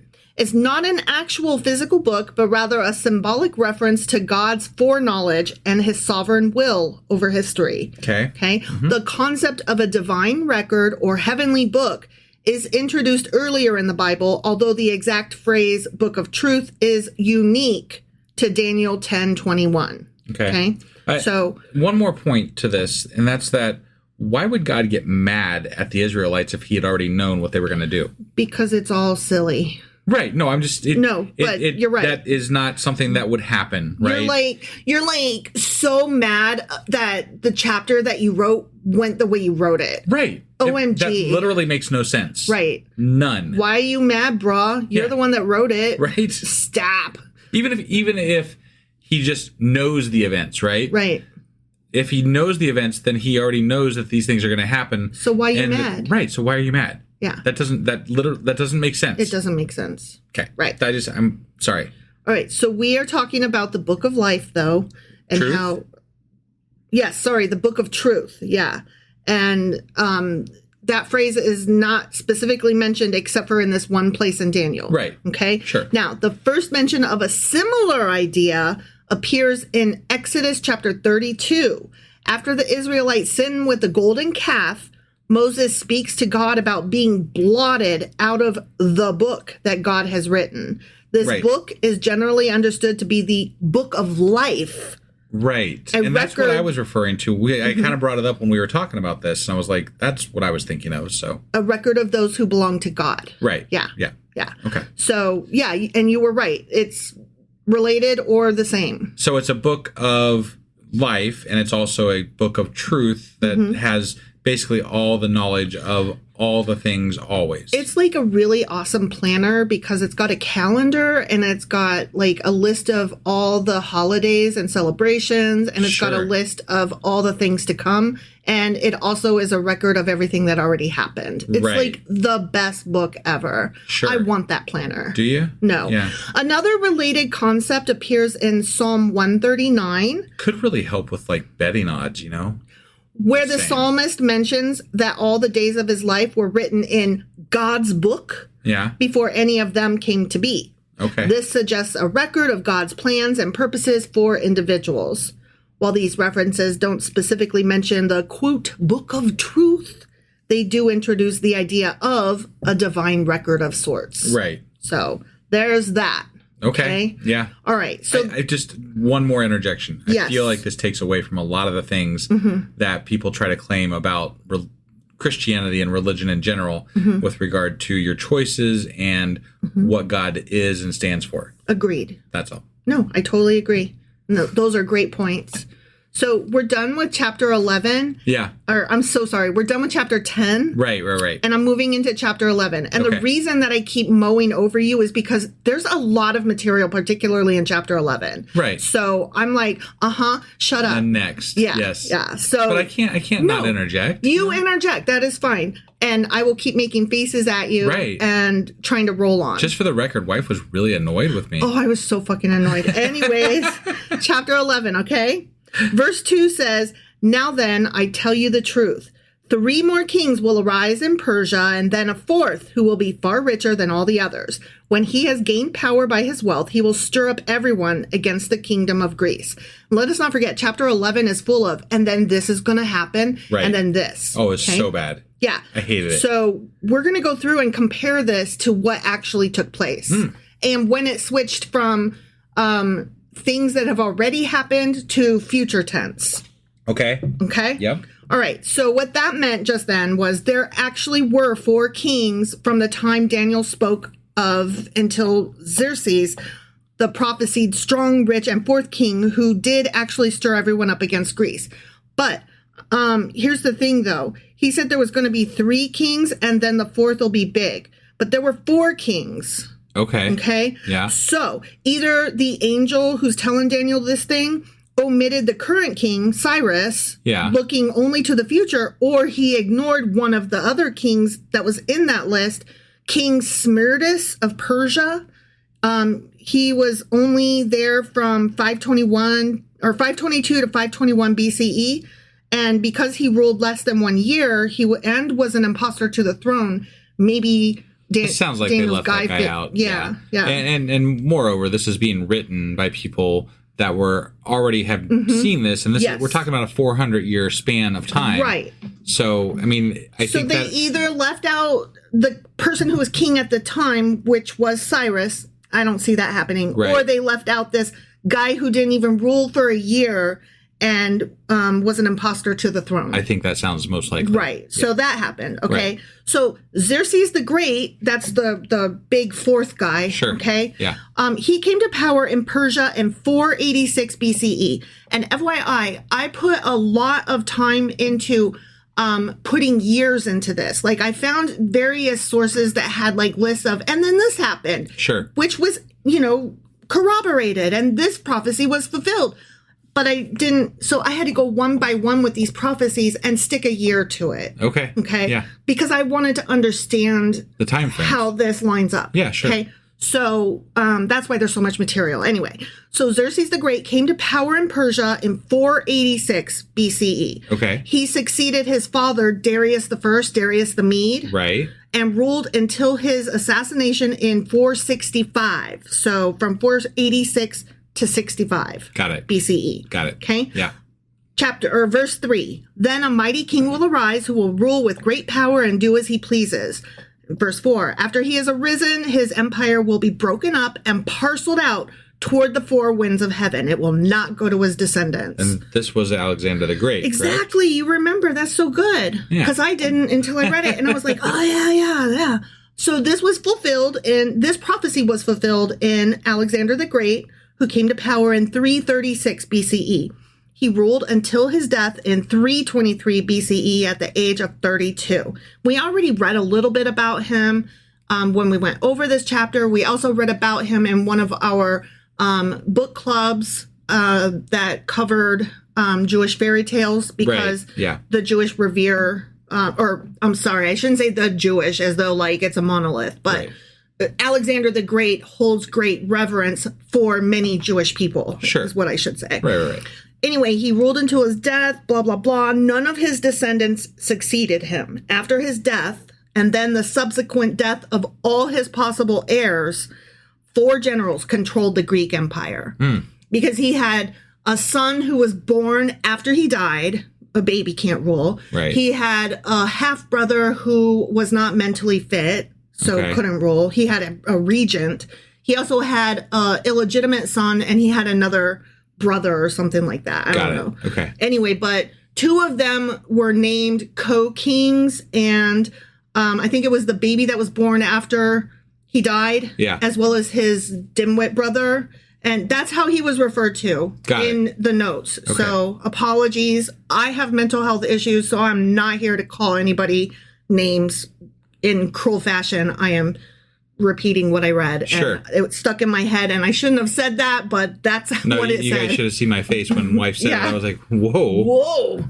So anyway, those 2 were named co-kings, and they had regents to like help, but then there was so much infighting that everybody died. Everybody got killed. Yeah. The regents, the wannabe kings, the babies, everybody died. Got it. Okay. Yeah. So then 4 generals controlled the Greek Empire. Sure. Okay, now the rest of this prophecy, the whole rest of this chapter, focuses on only 2 of the 4 inheritors of Alexander's realm and the dynasties that they established. Okay. And here's why. These 2 fucking countries fought over the Promised Land, which sat right between their centers of power for centuries. Oh. Yeah. Like back and forth and back and forth. Right. Whoever was strongest at the time, they got to rule. Obviously. But it was never like for long before the other one got the upper hand. Sure. All right. So verse 5, the king of the south will become strong, but one of his commanders will become even stronger than he and will rule over his own kingdom with great power. Okay. So this was fulfilled in Ptolemy the First of Egypt. I typically don't name like the first, the second, the third, because I don't much care. Right. And it doesn't always matter. But in the purposes of this, we're going through a lot of history, and there's more than one Ptolemy, and there's more than one other like pharaohs and Seleucus. So so it's going to matter. Yeah, it's going to matter, and that's why I'm being specific here. Okay. So Ptolemy the First of Egypt came to power in Egypt in 323 BCE. Okay. He was initially a governor or satrap of Egypt after Alexander's death. Okay. Yep. And then after all them guys died, the half brothers and babies and whatever's. Right. He's like, guess what? I'm king. He declared himself king and founded the Ptolemaic dynasty in 305 BCE. He's like, what's up? I'm a empire now. Right. I just named myself. I mean, if you're in charge of a large empire, you might as well name yourself a dynasty. And what's up, whatever. Ptolemy. And apparently there's more than one Ptolemy, so it wasn't untrue. Totally. So this marked the official start of his reign as pharaoh and exerting his control over the Holy Land. He ruled Egypt until his death in 282 BCE. So from 305 to 282. Okay? Yep. And then there was a prince named Seleucus. He initially served under Alexander and then later under Ptolemy I. Okay.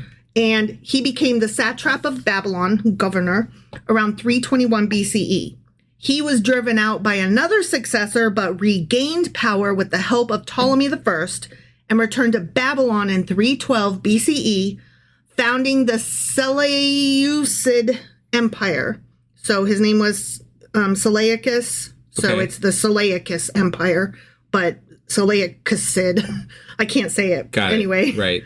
It's his empire. Sure. He eventually took control over Syria in 301 BCE and eventually became more powerful than Ptolemy. Huh. Yeah. So the Seleucus guys are identified as the kings of the north, and the Ptolemies are the kings of the south. Okay? Yeah. So when they're talking about the north and the south kings, that's what they're talking about. Right, sure. Okay? Yeah. And it's just funny because Seleucus originally was under Alexander and under Ptolemy I. Right. And then he's like, JK, I don't like y'all. Give me my own stuff.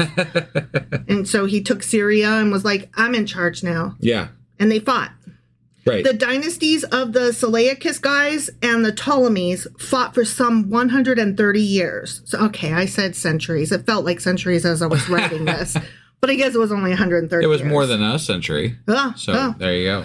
The stronger of the two always held dominion over the Holy Land. So the Holy Land was just like, right. They're like, okay, who am I paying taxes to this week? Right. Yeah, I don't even care. So is it any wonder that these guys had like no local religion of their own that they gave a shit about? They were just like, whoever's in charge this week, that's the God I'm praying to. I don't care what you call him. I just want some rain for my fucking fields. This sounds like they were just, I mean, like, so we basically lose like 400 years of history of the Israelites when we're in Daniel, because they are writing this around the 200 BCE time frame. And so we're talking about the end of the Babylonian exile being what, like 520, 530, somewhere around there. And so okay, maybe 300, 350, whatever, somewhere in that time range is how many years we're talking about that it happened.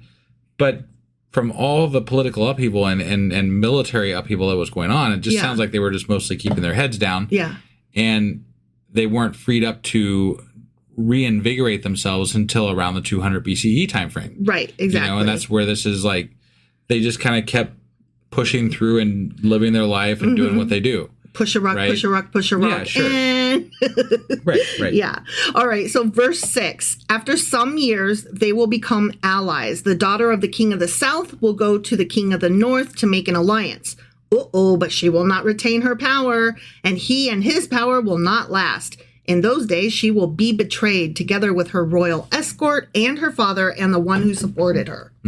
All right. So this was fulfilled in the marriage between Antiochus II of the Seleucus guys and Berenice, the daughter of Ptolemy II. Got it. In 252 BCE. Is Antiochus II, is he the one that we learned about? No. Okay. He's not the Antiochus Epiphanes. Okay. No, that guy is the fourth. Oh. Okay, we're only at the second right now. No, I wanted to clarify because, it's a little bit confusing. So. Yeah, no, this is Antiochus II of the Seleucus guys. Completely separate from the Antiochus that we were reading about before. Well, we will get to him. Right. He is going to be mentioned in this prophecy. Right. Okay. So anyway, they hooked up in 252 BCE. There was peace for a time because of this marriage, but it was upset when Ptolemy II died in 246 BCE. So it was only a few years. Sure. All right. Once Ptolemy II died, Antiochus II put away Berenice and took back his former wife, Laodicea. What does put away mean? He just locked her up, or he was like, bitch, bye. Got it. Okay? Yeah. Or, bye, Felicia. Have a nice...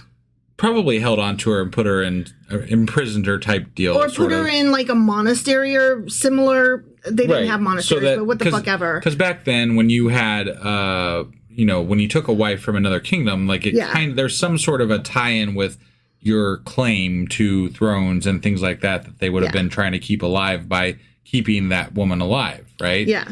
So I'm sure he probably didn't kill her just to have the illusion, hey, well, I married her, so she's still here. Yeah, she comes back into the picture, so she definitely ain't dead. Got it. He just put her somewhere, locked her in a room or something. All right. Okay, so he put her away, and he took back his former wife, Laodicea. Or Laodicea. Okay. I'm going to say Laodicea because Berenice. Sure. Anyway, Laodicea did not trust her husband Antiochus II, because she had been put away so he could marry fucking Berenice. Sure. Right? Yeah. So, anyways, she had him poisoned that same year. She's like, fuck this, I'm out. Jesus Christ. So, immediately following the murder of Antiochus II, Laodicea had Berenice's infant son, and all of her attendants killed. Holy shit. And then she set her son Seleucus II on the throne of the Syrian dominion. Damn. She's like, fuck you, fuck you, fuck you, fuck you. And come here, baby. Yeah, baby boy, you go sit up there. It sounds a little Game of Thrones-ish. Right? Yeah. We don't need Game of Thrones. We have this shit in real life. Right. Okay. So, and all of this stuff is actually what happened. Sure. Okay. This is all historical, except when I'm reading the verses, they're describing. It's supposed to be that this angel is prophesizing or whatever to Daniel, but clearly this was written after the fact. Right. Okay. Verse 7 and 8 and 9. Okay. One from her family line will arise to take her place. He will attack the forces of the king to the north and enter his fortress. He will fight against them and be victorious. He will also seize their gods, their metal images, and their valuable articles of silver and gold and carry them off to Egypt. For some years, he will leave the king of the north alone. Then the king of the north will invade the realm of the king of the south, but will retreat to his own country. Remember when we were reading this, it was like north and south and north and south, and we were like, I can't. I don't know. Well, and just to say this, the fact that, that it was such a badly written account of what happened over the previous hundreds of years, right? But it was also very, very accurate insofar as you can be accurate with he's and they's and this and that, right? Yeah. So it was way too accurate to pretend like this is a fucking prophecy. Yeah. Right? Yeah. But they that's what they were doing. That the whole Daniel thing is this is a prophet and he wrote these things and he predicted these things. Yeah. But there's never been a prophet before that was able to predict with such accuracy so many different events. And there's a reason why they have to paint this as a prophecy. Okay. Because remember, I told you we're going to get to a certain verse and then all of a sudden it's going to shift from these are things that have happened to and this is stuff that will happen. And we need you to believe the accuracy of the ones that already happened that we're trying to pretend are new so that you have a reason to believe the shit that ain't happened yet. Right, but the whole part where they're trying to get us to believe this actually happened is the part that makes me not believe that it actually happened. No, I know. So I know. It's counterproductive to me. It totally is. It totally is. And I think it should be counterproductive to anybody actually reading this portion of the Bible. Like, it's ridiculous. It should be, but who actually reads it straight through like we're doing? No, I know. Nobody. I know. Nobody, given that we read 4 to 6 chapters per week. Yeah. And it's taken us over 4 years. It's true. So that is how I know Christians have not actually read the motherfucking Bible straight through. Right. Because it'll take us probably another 4 years.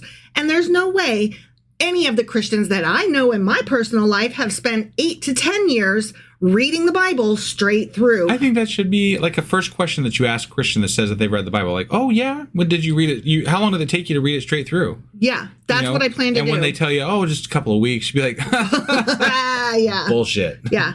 Yeah, that can't possibly be true. I don't believe you. Yeah. I mean, look, somebody could probably do it, but you would be doing nothing but that. Right. You know, like that would be all you're doing. And you're not taking it in. If you're the general human being, you're not taking it in. Right. So fuck off with that. Yeah. Okay. Yeah. I'm sorry, but no. Because you know why else? Because most of the people that claim that are uneducated. And so they would not be able to understand what they were reading. Right. I'm not completely a dum-dum and I don't understand what's happening.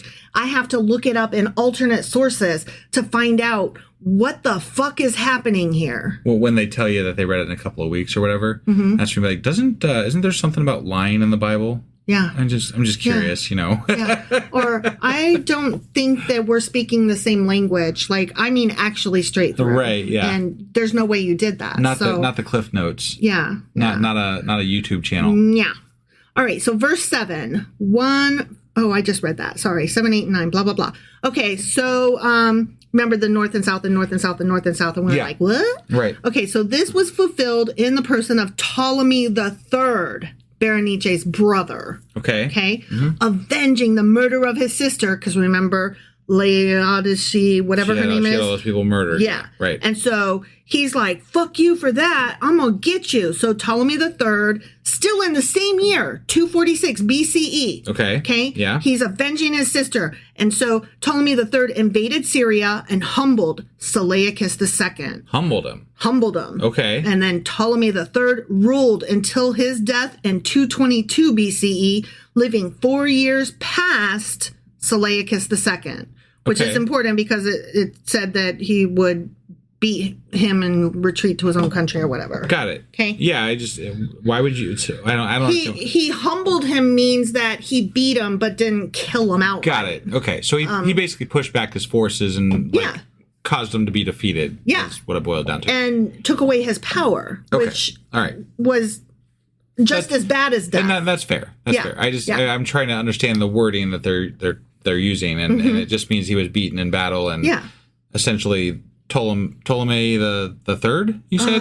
Is that right? Yes, Ptolemy the Third was the one that was more in power at that point because he gained more land, won more battles, whatever. Because he was like, I'll show you to kill my sister. Right, fuck off. right, yeah. Okay, so verse 10, his sons will, this chapter is so fucking long. Right. Verse 10, his sons will prepare for war and assemble a great army which will sweep on like an irresistible flood and carry the battle as far as his fortress. This was fulfilled in Seleucus III, who we just talked about, and Antiochus III, the two sons of Seleucus II. Okay. So who was the one that was just beaten by Ptolemy III? No, that was... Oh, no, you're right. I'm sorry. Okay. You're right. All right. Weird. So they're brothers. The next generation is going to fight back now. Okay. Is that on the Ptolemaic regime? Yeah. Sorry, okay. I was confused for a minute there. Well, yeah. This is confusing. Yeah. They were both successful generals, but Seleucus III ruled only a short time, from 225 to 223. BCE. Okay. Yep. And he was succeeded by his younger brother, Antiochus III, who was also called Antiochus the Great. Okay. But not Alexander, he's Antiochus, different people. Sure. In a furious battle, this Antiochus guy took back the Holy Land, which is modern day Israel and Palestine, from the dominion of the Ptolemies in 200 BCE. Okay. All right. Verse 11. Yeah. Then the king of the south will march out in a rage and fight against the king of the north, who will raise a large army, but it will be defeated. Verse 12. When the army is carried off, the king of the south will be filled with pride and will slaughter many thousands, yet he will not remain triumphant. Okay. This was fulfilled when Antiochus III was defeated at the Battle of Raphia in 217 BCE. All right. Because of that loss, he was forced to give back dominion over the Holy Land to Ptolemy IV. Oh, we're on Ptolemy IV now. Yeah. Okay. Yeah. All right. Because the other one. Yeah. No, I'm trying to keep track of where we are. I know. This is where we are. So this control remained with the Ptolemies until Antiochus III later regained the territory again. Holy shit. 200 BCE. Okay. Yeah. Yeah. So, even knowing so it really was names, back and forth and back and forth and back and forth. Even knowing the names and what the countries are, still confusing. It's still confusing. Yeah, because I think I think I can remember that the Ptolemies are Egypt. Yes, they are. And Seleucus guys Is the are northern the Syria whatever, guys. yeah, right. Is that? Yes. Okay. So I think I got it, but like I get really confused. All right. Because is Antiochus a Ptolemy or a Seleucus? He's a Seleucus guy. Okay. See, I get so confused, especially when like Antiochus and Seleucus guys are fighting each other. I'm like, what? Like, stop. Don't fight each other. Fight other people. I don't know. Whatever. All right. Verse 13. For the king of the north will muster another army larger than the first, and after several years he will advance with a huge army fully equipped. 14. In those times many will rise against the king of the south. Those who are violent among your own people will rebel in fulfillment of the vision, but without success. Okay. 15. Then the king of the north will come and build up siege rams and will capture a fortified city. The forces of the south will be powerless to resist.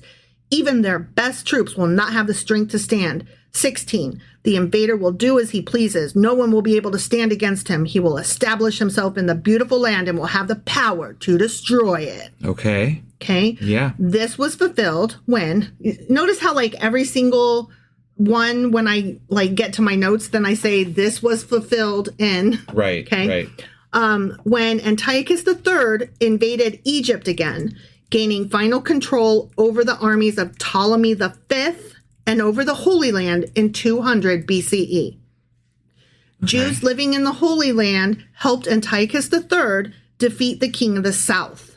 This was because the Jewish people resented the rule of the Egyptian Ptolemies. Okay. So they're like, we're going to go with them for a minute. Sure. Guess what? That was not Didn't good. last. Yeah. Nope. Okay. The Jewish people initially welcomed Antiochus III as a liberator from Egyptian rule, but their decision to support Antiochus III proved unwise when he turned destruction upon the Holy Land and its people. Womp, womp. Okay. They always choose wrong. They always choose wrong. Yeah. All right. 17. He will determine to come with the might of his entire kingdom and will make an alliance with the king of the south.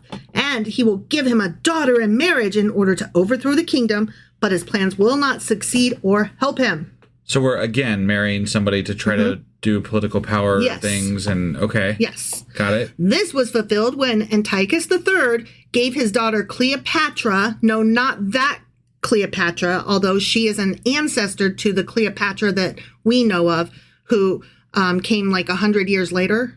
Later. Oh. Yeah. Okay. I thought Cleopatra was back in the book of Solomon.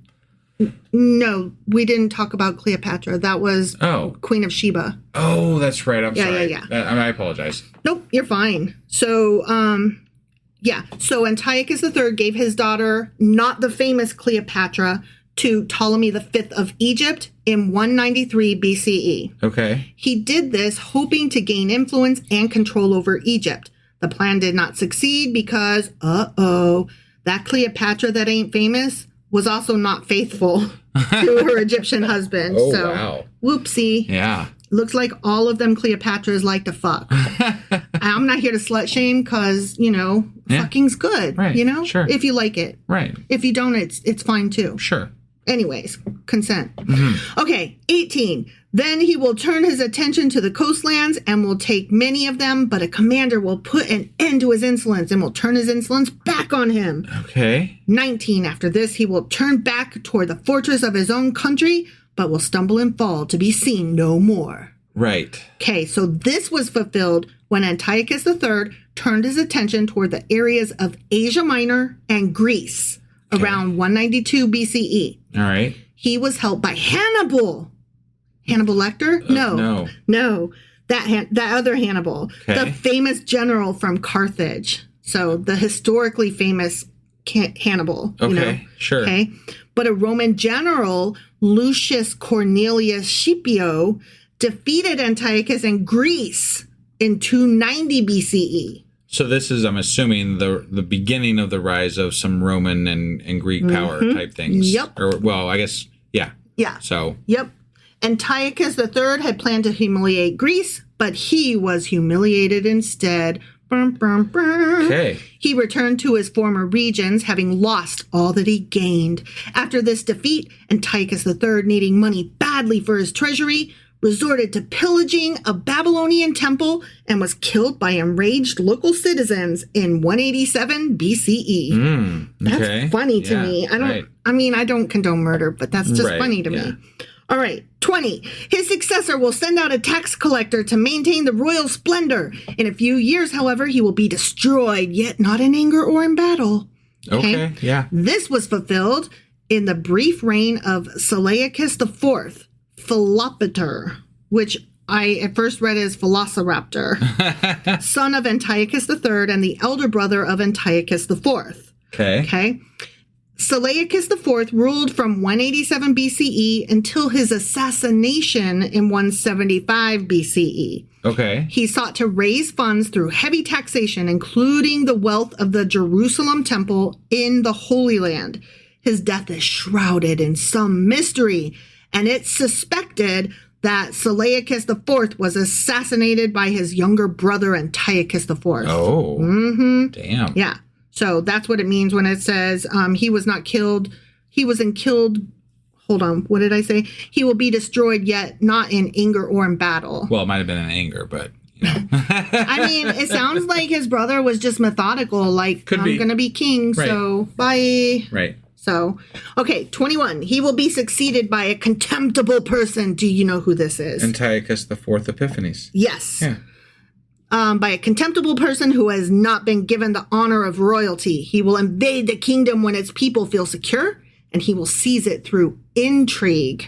Okay? Right, and this is the guy that you were saying was bribing his way to make alliances and do all the things, right? He's vile. Yeah. This was fulfilled in the successor of Seleucus IV, named Antiochus IV. He did not come to the throne legitimately, being suspected of patricide, or fratricide, sorry. Right. But the only other potential heir was imprisoned in Rome. Womp womp. Apart from the murder of his older brother, Antiochus IV didn't use terror to gain power. He used flattery, smooth promises, and intrigue. He's a smooth criminal. Well, I also kind of remember that he was a little bit eccentric too, right? Yes. Yes. He flattered the Romans and sent ambassadors to court their favor and to pay them the arrears of the owed tribute. So he was throwing money left and right. He was the one that, like, I told you he would pop up in bathhouses like, hey, what's up, naked people? Right. And, like, he would try to rent, like, office buildings and stuff. Like, what? I just want an office here. Sure. For no reason. Yeah. Because I'm rich. Like, he was just weird. He would just, like, be walking down the street, and he would be like, here, I bought you a present, weird stranger. I don't know. He's very weird. Yeah. Okay? He flattered the Syrians and gained their concurrence. When Antiochus IV took the throne in 175 BCE, he also took the title Epiphanes, meaning illustrious. Others derisively called him Epimanes, meaning madman, which I already probably said. Maybe more fitting. Yes, yeah, definitely more fitting. Right. All right, verse 23. After coming to an agreement with him, he will act deceitfully, and with only a few people, he will rise to power. This was fulfilled when Antiochus Epiphanes carried on the feud between the dynasties, but pretended friendship and alliance to catch them off guard. Okay. Despite massive efforts and epic battles, Antiochus Epiphanes did not stand and his army was swept away. He ruled the Seleucus Empire guys until his death in 164 BCE. Right. Okay, so we're coming up on the 0 year. Well, and let me just state this too, because we didn't cover it here, but he was very bad for the Jewish population because he was very anti-Judaism. Yeah. Right? Like he was making them worship other idols. He didn't let them worship their God. You know, like there was I'm actually getting to that. Oh, I apologize. That's okay. That's okay. All right. 28. The king of the north will return to his own country with great wealth, but his heart will be set against the Holy Covenant. He will take action against it and then return to his own country. Okay, so like I got a little ahead of myself in the notes, but I wanted to make sure I had years in. Okay. So yeah, we're going back to that's why before I got confused because you already announced his death. So yeah, sorry. So what I just read was fulfilled when Antiochus Epiphanes returned from Egypt, bitter from defeat. He vented his anger against Jerusalem, which was already shaken because Antiochus sold the office of high priest. Remember that? Yeah. And he persecuted the Jewish people to conform to Greek culture. forsaking the faith and traditions of their fathers. And he was trying to Greekize them. Hellenistic empire, like that is where that began. Okay. Yeah. So 23, or I'm sorry, no. We're skipping a few. We're moving up to verse 32. Okay. I had dyslexia just then for a minute. With flattery, he will corrupt those who have violated the covenant, but the people who know their God will firmly resist him. This was fulfilled when Antiochus Epiphanes turned on Jerusalem. The Jewish people were divided. Some forsook their covenant with God and embraced Greek culture, but those who knew their God made a stand for righteousness, even in the face of incredible persecution, and many of them died defending their beliefs. Got it. So at verse 36, there is a subtle shift to a future fulfillment. Okay. All right. And this was the quote unquote epiphany that I had the other night. That I was telling you about off mic. That I was like, oh, I get it now. Because I thought that the prophecies were describing what happened, and that it could either have been Antiochus or a future thing. But no, that is not it. That was definitely Antiochus that we were just talking about. Sure. But he is described in such detail as being such a cruel motherfucker. Yeah. Because we're supposed to understand that you think that guy was cruel. Y'all ain't seen nothing yet. Wait till the Antichrist gets there. Got it. Okay. So, verse 36, the king will do as he pleases. He will exalt and magnify himself above every god and will say unheard of things against the God of gods. He will be successful until the time of wrath is completed, for what has been determined must take place. Okay. So now let me just say that I have to wonder if Judaism accepts that as a future, or if they accept it as part of the Antiochus bit, right? Because it sounds an awful lot like they're trying to put something future in there so that it can be a prophecy for things that they want to occur later. They do, from what I saw, because I was looking up what does the Jewish tradition believe versus what does the Christian believe. And I will get into that. They was Christian when I was saying they. Yeah, I will get into that some more later, but they both have very similar beliefs in that moving forward, these are future things that are yet to come. All right, fair enough. How and who is a little bit different, but they both agree, no, this shit is yet to come. Okay.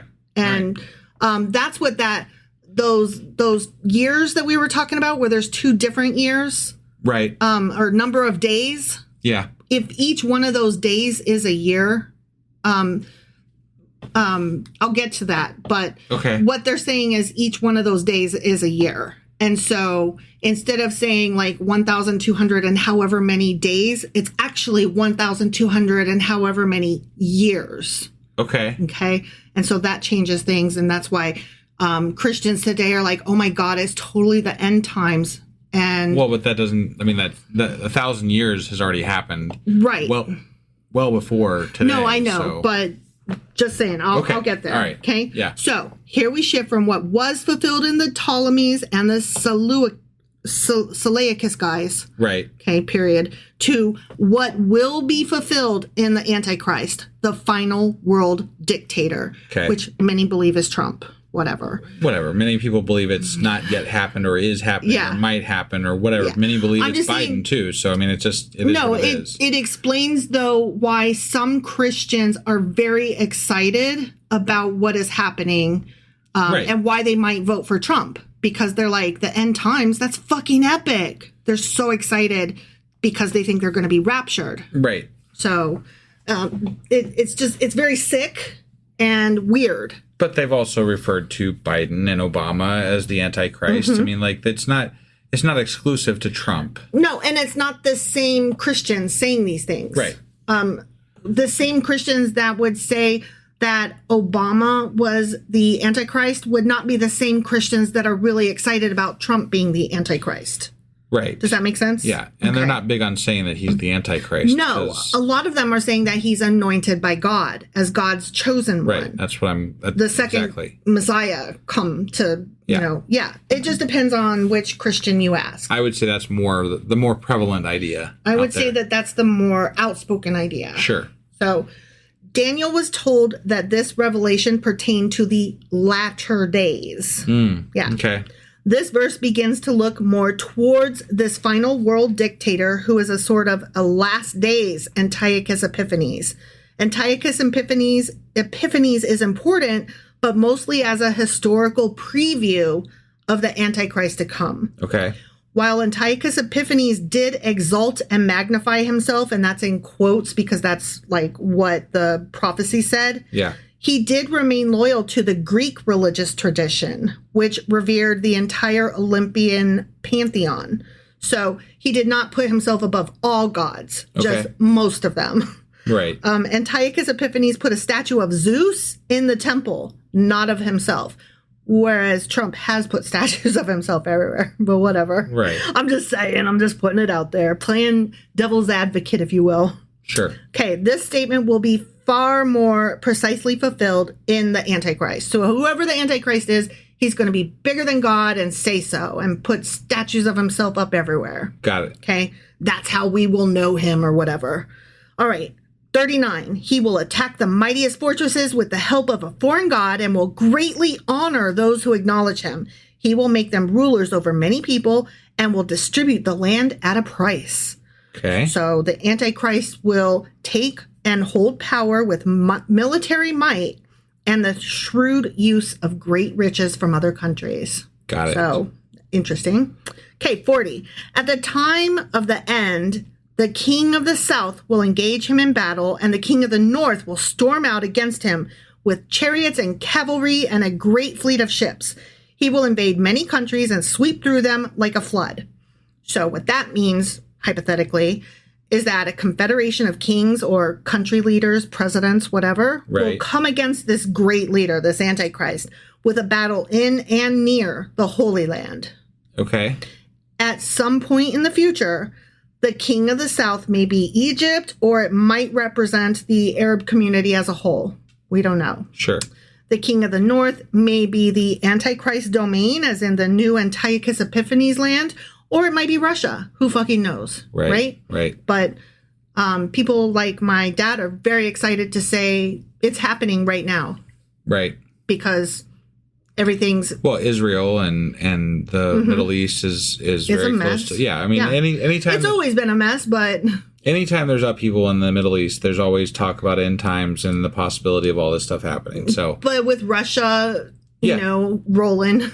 But, I mean, Russia's been a thing since World War II, so, I mean, it's not really anything new. It's just a matter of how it all pans out and when it pans out and what's going on where. And it is, I think, more of a modern idea to relate this all into an end time scenario. I don't think that that's fair because... On a popular level. I'm not saying like this. I don't think that that's fair because we're doing this now that us common man can look up current events on the fucking internet and understand world events like in 2 seconds flat. Right. So, you know, back during World War II... people would not have been able to understand everything that was happening around the world and tie everything together. Well, that's kind of my point. Okay. Though, is that we just now in the world and this is why it's a modern thing is because general society is now able to see all this stuff and think, hey, this might be that. And because it's so prevalent in our society, religious leaders can use that information to then build a case for end times and scare people into religious ideas and different things like that. So got it. That's all I was getting at. Sure. No, that makes sense. All right. So while the kingdoms remain in question, so we don't know what the lands are, the end will be marked by great conflict and will culminate in the world's armies gathering in the promised land to engage in the final battle. Okay. Yeah. All right. Moving on to chapter 12. Okay. All right. So chapter 12, verses 11 and 12 presents two specific time periods. And that was the 1,290 days and then the 1,335 days. Yeah. Okay. These numbers have been a subject of much interpretation and speculation among biblical scholars. They're like, we don't fucking, what the fuck? Right. Okay. So there's various things. prophetic time. It's generally accepted that these numbers represent prophetic time where one day equals 1 year. Okay. End times. The context of the passage suggests that these time periods are related to events leading up to the end times. Okay. Specific events. The starting point for these time periods is linked to the, quote, abomination that causes desolation. Sure. A significant event in end time prophecy. Okay.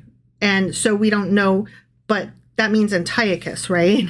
Well, that's or what we does it thought mean when we were Antichrist? reading it. But if you're saying that some of the stuff that we were reading was also about this future Antiochus-like figure that is going to be the Antichrist, right?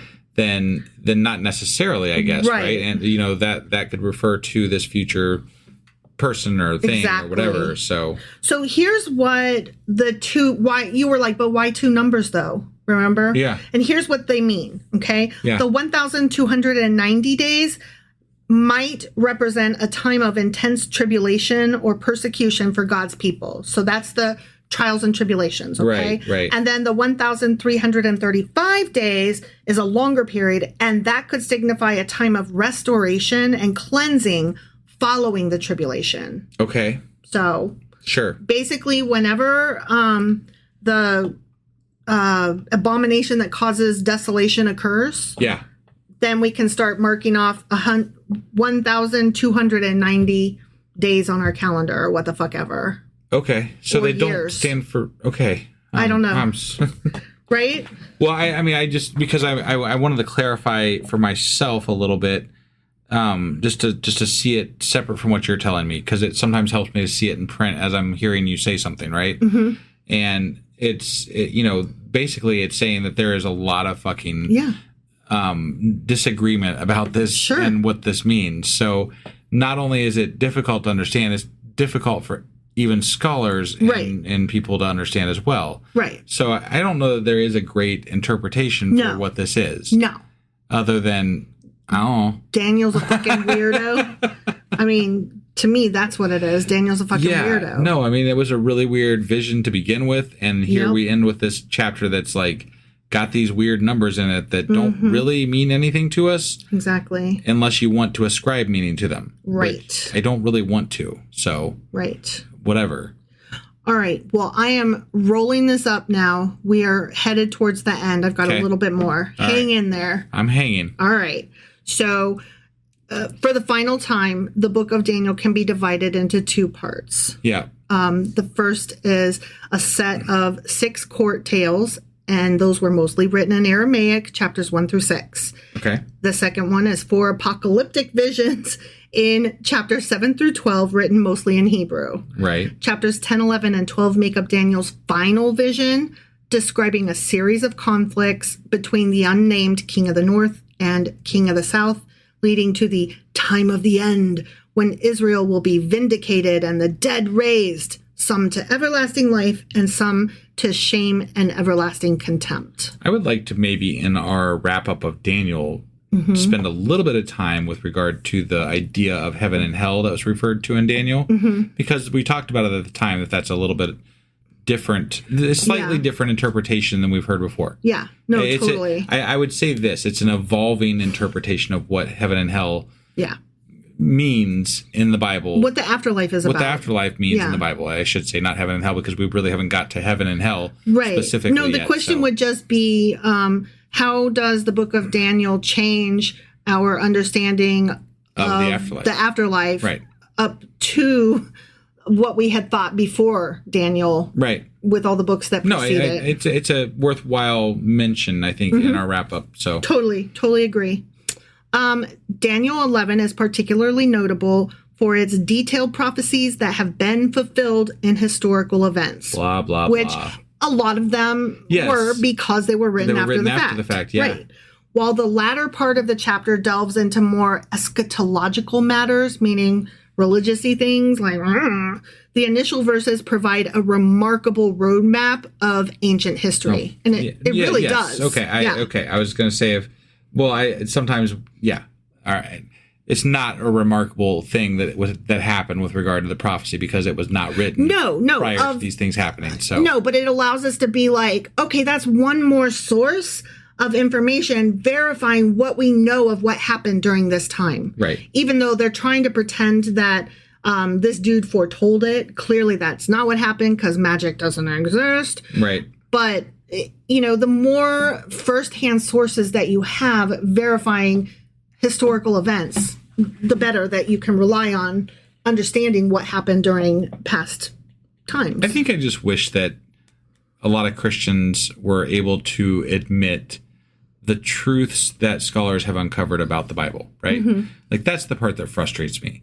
So Daniel is pretty much accepted that it was written in this time frame that was after the prophecies that were prophesied, right? Mm-hmm. So I would love to talk to the Christians that are like, yeah, I accept that. That's fine. That makes sense. We're going to accept that and still believe what we believe, but with the understanding that, yeah, that's probably the way that was done. So why does faith in God require faith 100% that everything in the Bible happened? Right. Yeah. Like, that doesn't, like, why do they have to be mutually exclusive? No, or if we're already talking about faith, I mean, your faith should be secure whether or not the Bible is correct or not. Right. Right. That should not enter into the picture. They wrap it up in the Bible, and I'm like, that's weird. Yeah. Your faith sounds not good. Right. Your faith sounds very questionable. Well, I think that's what hangs up a lot of Christians when they're discussing their religion, honestly, is that they have this need to make the Bible correct. Yeah. Right? And what the truth is that if you are going to believe this religion and not get caught up in the wrongness of the Bible, because there is much wrong with the Bible, sure, then you have to just have the faith that people talk about all the time. Right? Christians talk about this all the time. Mm-hmm. You just have to have faith. Yeah. You just have to believe. Mm-hmm. Right? Yeah. I can get behind people that just say they believe. Sure. If they can also admit the flaws inherent in their religion. Right. Right? Like, those are the people that I enjoy talking to. Yeah. They do exist. Because they have questions and they want to know more too. Right. Yeah. But it doesn't have anything to do with their unshakable belief in a God. Right. And that's the kind of faith and religiosity that I actually kind of admire and find beautiful. Look, it'll never be me. No. I don't have that in me, and it's not something that I even want to aspire to. Right. I don't want that because I'm comfortable with myself. I'm comfortable with what I believe, and I'm fine where I'm at, Mm-hmm. But I can accept that somebody has faith. Mm-hmm. I cannot accept that you defend wrong. Yeah, exactly. That's the biggest catch point for me with regard to the Bible. You just summed everything up for me. Thank you. All right, but let's wrap this up, okay? Yeah. Here are some key historical events that have been linked to Daniel 11. 1, the rise and fall of the ancient Greek and and Ptolemaic empires. Sure. These two dynasties vying for control of the former Persian Empire are often seen as the King of the North and King of the South, respectively, as the conflicts and alliances written in Daniel align remarkably with the historical record. Right. So, because it was written after the fact. Yeah. 2, the Antiochus Epiphanes crisis. This ancient Greek king's persecution of the Jews, including the desecration of the temple, is a striking fulfillment of prophecies in Daniel 11. It's important to note that while many scholars see these historical events as fulfilling specific prophecies in Daniel 11, there's also a strong tradition of interpreting the latter part of the chapter as pointing to future, yet to be fulfilled events. Right. Okay, so who knows? All right, here are some events in Daniel's final vision according to the Jewish versus Christian traditions. Okay. While interpretations vary, Jewish and or Christian traditions generally see the following core themes and key events unfolding in Daniel's final vision. Okay, so they see a cosmic battle and divine intervention. They see end times and tribulation. They see restoration and redemption. And I'm going to talk a little bit about each of those. Okay. So with cosmic battle and divine intervention, both religions see spiritual warfare and cosmic struggle. The vision starts with a dramatic portrayal of a cosmic battle between celestial beings, representing a spiritual conflict between the forces of good and evil. Christian belief holds that this foreshadows the spiritual warfare described in the New Testament. Okay. So they put a little bit more spin on it. Right. Okay. Right. And then on top of that, the Christian tradition really builds up the angelic guidance under that whole cosmic battle and divine intervention thing. Okay. Because Daniel receives guidance and revelation from an angelic messenger who unveils the divine plan for the future. And we will read more about angels in the New Testament. Okay. All right. So I said both of them have a firm belief in end times and the tribulation. So time of distress. Daniel receives a detailed prophetic outline of future world events, including the rise and fall of empires, as well as the persecution of God's people. The vision offers a glimpse into the end times and foretells a period of great tribulation for God's people, characterized by severe oppression and intense suffering. So both faiths have that understanding. Okay. Yeah. Desecration of the temple. A particularly significant event is the abomination of desolation, often interpreted as a desecration of the temple in Jerusalem.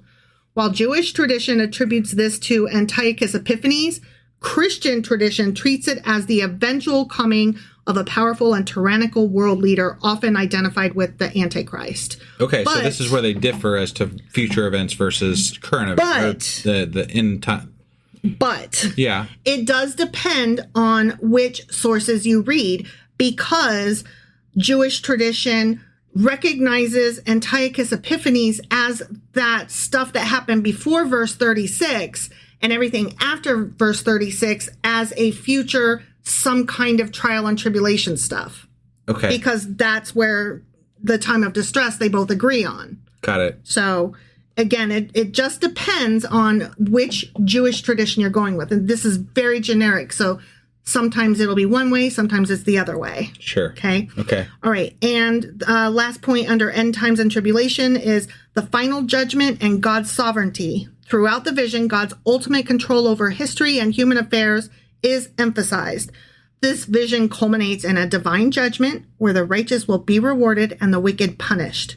This reinforces the belief in a sovereign God who has a plan for the world, and both faiths are okay with that. Okay. Okay. The next point was restoration and redemption. Both faiths have understanding of the messianic hope and national restoration. Many Jewish interpretations connect Daniel's vision to the ultimate vindication of the Jewish people, the reestablishment of their sovereignty, and the restoration of their land, while many Christians see the vision as pointing forward to the coming of the Son of Man, the Messiah, Jesus Christ, the ultimate deliverer of God's people. So they both see a Messiah and hope in that and national restoration, but they see it a little bit differently from each other. Right. Which I thought that was a neat comparison. Sure. Okay. Also, with restoration and redemption, they both see a resurrection, new age, and eternal life. Okay. Daniel's vision culminates in the resurrection of the dead, a central Christian doctrine. The concept of resurrection alludes to the dawn of a new era, celebrating God's kingdom and the establishment of divine justice. The righteous will experience eternal life, while the wicked will face judgment. The Jewish kind of have that. They're not real excited about it or anything like the Christians are. Right. But it is part of their book. So they're like, yeah, that's a thing. Yeah. But the Christians are super excited about it. Right. All right. Moving on. While some elements of Daniel's vision have been seen as directly related to historical events, others are understood more symbolically or allegorically. And it's crucial to remember that there are general interpretations that both Jewish and Christian scholars have offered several diverse perspectives on. Right. And the specific timing and nature of these prophecies in various traditions over the centuries have changed dramatically. So the specific details of Daniel's vision remain open to interpretation and debate among scholars. Great. Meaning, we have no idea. Right. Yeah. So all that to say, I don't know. Yeah, exactly. Right. It's The Book of Daniel is classified as apocalyptic literature, Okay. a genre common in the Second Temple period, right? This genre is characterized by visions, symbolism, and a focus on the end times. Yeah. It was often used to offer hope and comfort to communities facing oppression. I mean, that's exactly what we were saying throughout this whole thing. Oh, when I saw that note, I was like, oh, I can't wait till I read this to husband. Right. Yeah. All right. I'm almost done. Couple more sentences. The Book of Daniel reflects the concerns and anxieties of Jewish communities living under ancient Greek rule, with Antiochus Epiphanes as a particularly cruel figure. Remember, we said that his rule was what very likely inspired the writing of the Book of Daniel. Right. So there it is, right? Yeah. The visions of persecution and ultimate deliverance can be seen as a response to these historical circumstances and are interpreted by secular scholars as products of the author's imagination, influenced by contemporary beliefs and cultural traditions. Yeah. Right? No lies detected. Right. No argument for me. Yeah. While some elements of Daniel 11 can certainly be correlated with specific historical events, the overall prophetic accuracy is obviously inconsistent. In essence, the secular perspective on Daniel's final vision is that it's a complex literary work rooted in its historical context rather than a literal blueprint of future events. It's a product of imagination and religion, reflecting the hopes and fears of a particular time and place. Ultimately, as with most biblical literature, the Book of Daniel is merely a product of its time. The end. Yeah. Yeah. I loved wrapping that up with those final points. Yeah.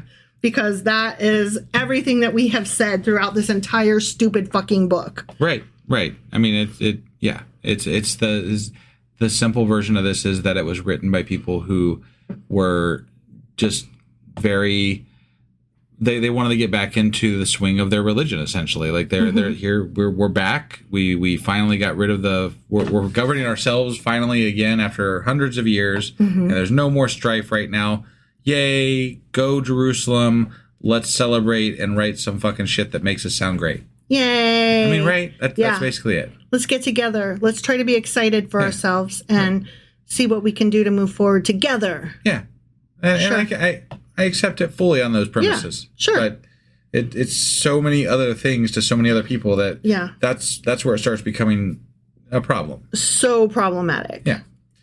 So I think that's all we had for our Q&A today. I think that's more than enough. I think it is, because we're at like an hour and 15 minutes on this episode. Jesus Christ. Yeah. So thanks for if you stuck through it. Thanks for sticking through, and I hope you learned something today. I did. I think it was a good breakdown of the time frames and to understand it a little bit better, because the back and forth in 11 especially was really, really rough. Yeah. It wasn't much less rough in the Q&A, but at least we have dates and names and understanding. I enjoyed knowing the names of the people and the countries that they represented. Right. Like, that helped me a little bit. It was still a lot because their names happened to be the same a lot of the time. Right. Which you might as well have just said North and South and North and South, Antiochus and Seleucus, whatever. Yeah. All right, let's get out of here. All right. Bye, guys. Bye.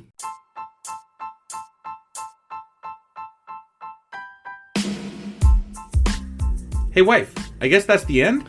But husband, that's just sad. It doesn't have to be. We are on lots of social media platforms like Twitter. Our handle there is sacrilegious_D. For D's nuts. Oh my God. Stop doing that. Anyway, we're also on Facebook, Instagram, and Pinterest. There's a link to all of our social media sites at our website. Ooh, we have a website? Yeah, it's sacrilegiousdiscourse.com, where you can also find a link to our merch shop. We have a merch shop? Yep, we have podcast-themed clothing, mugs, notebooks, and more, as well as an atheist and science-themed products. Wow, our fans should really go check that out right now. Definitely. They can get in touch with us by sending an email to sacrilegiousdiscourse@gmail.com. But before they do that, we could really use some help. Oh yeah? With what? Well, it's not free running the podcast, and we need some financial support in order to get better equipment, which will free up time so we can concentrate on our podcast and our fans. Okay, so what should they do? Head over to patreon.com/sacrilegious discourse and sign up as a contributor on our podcast.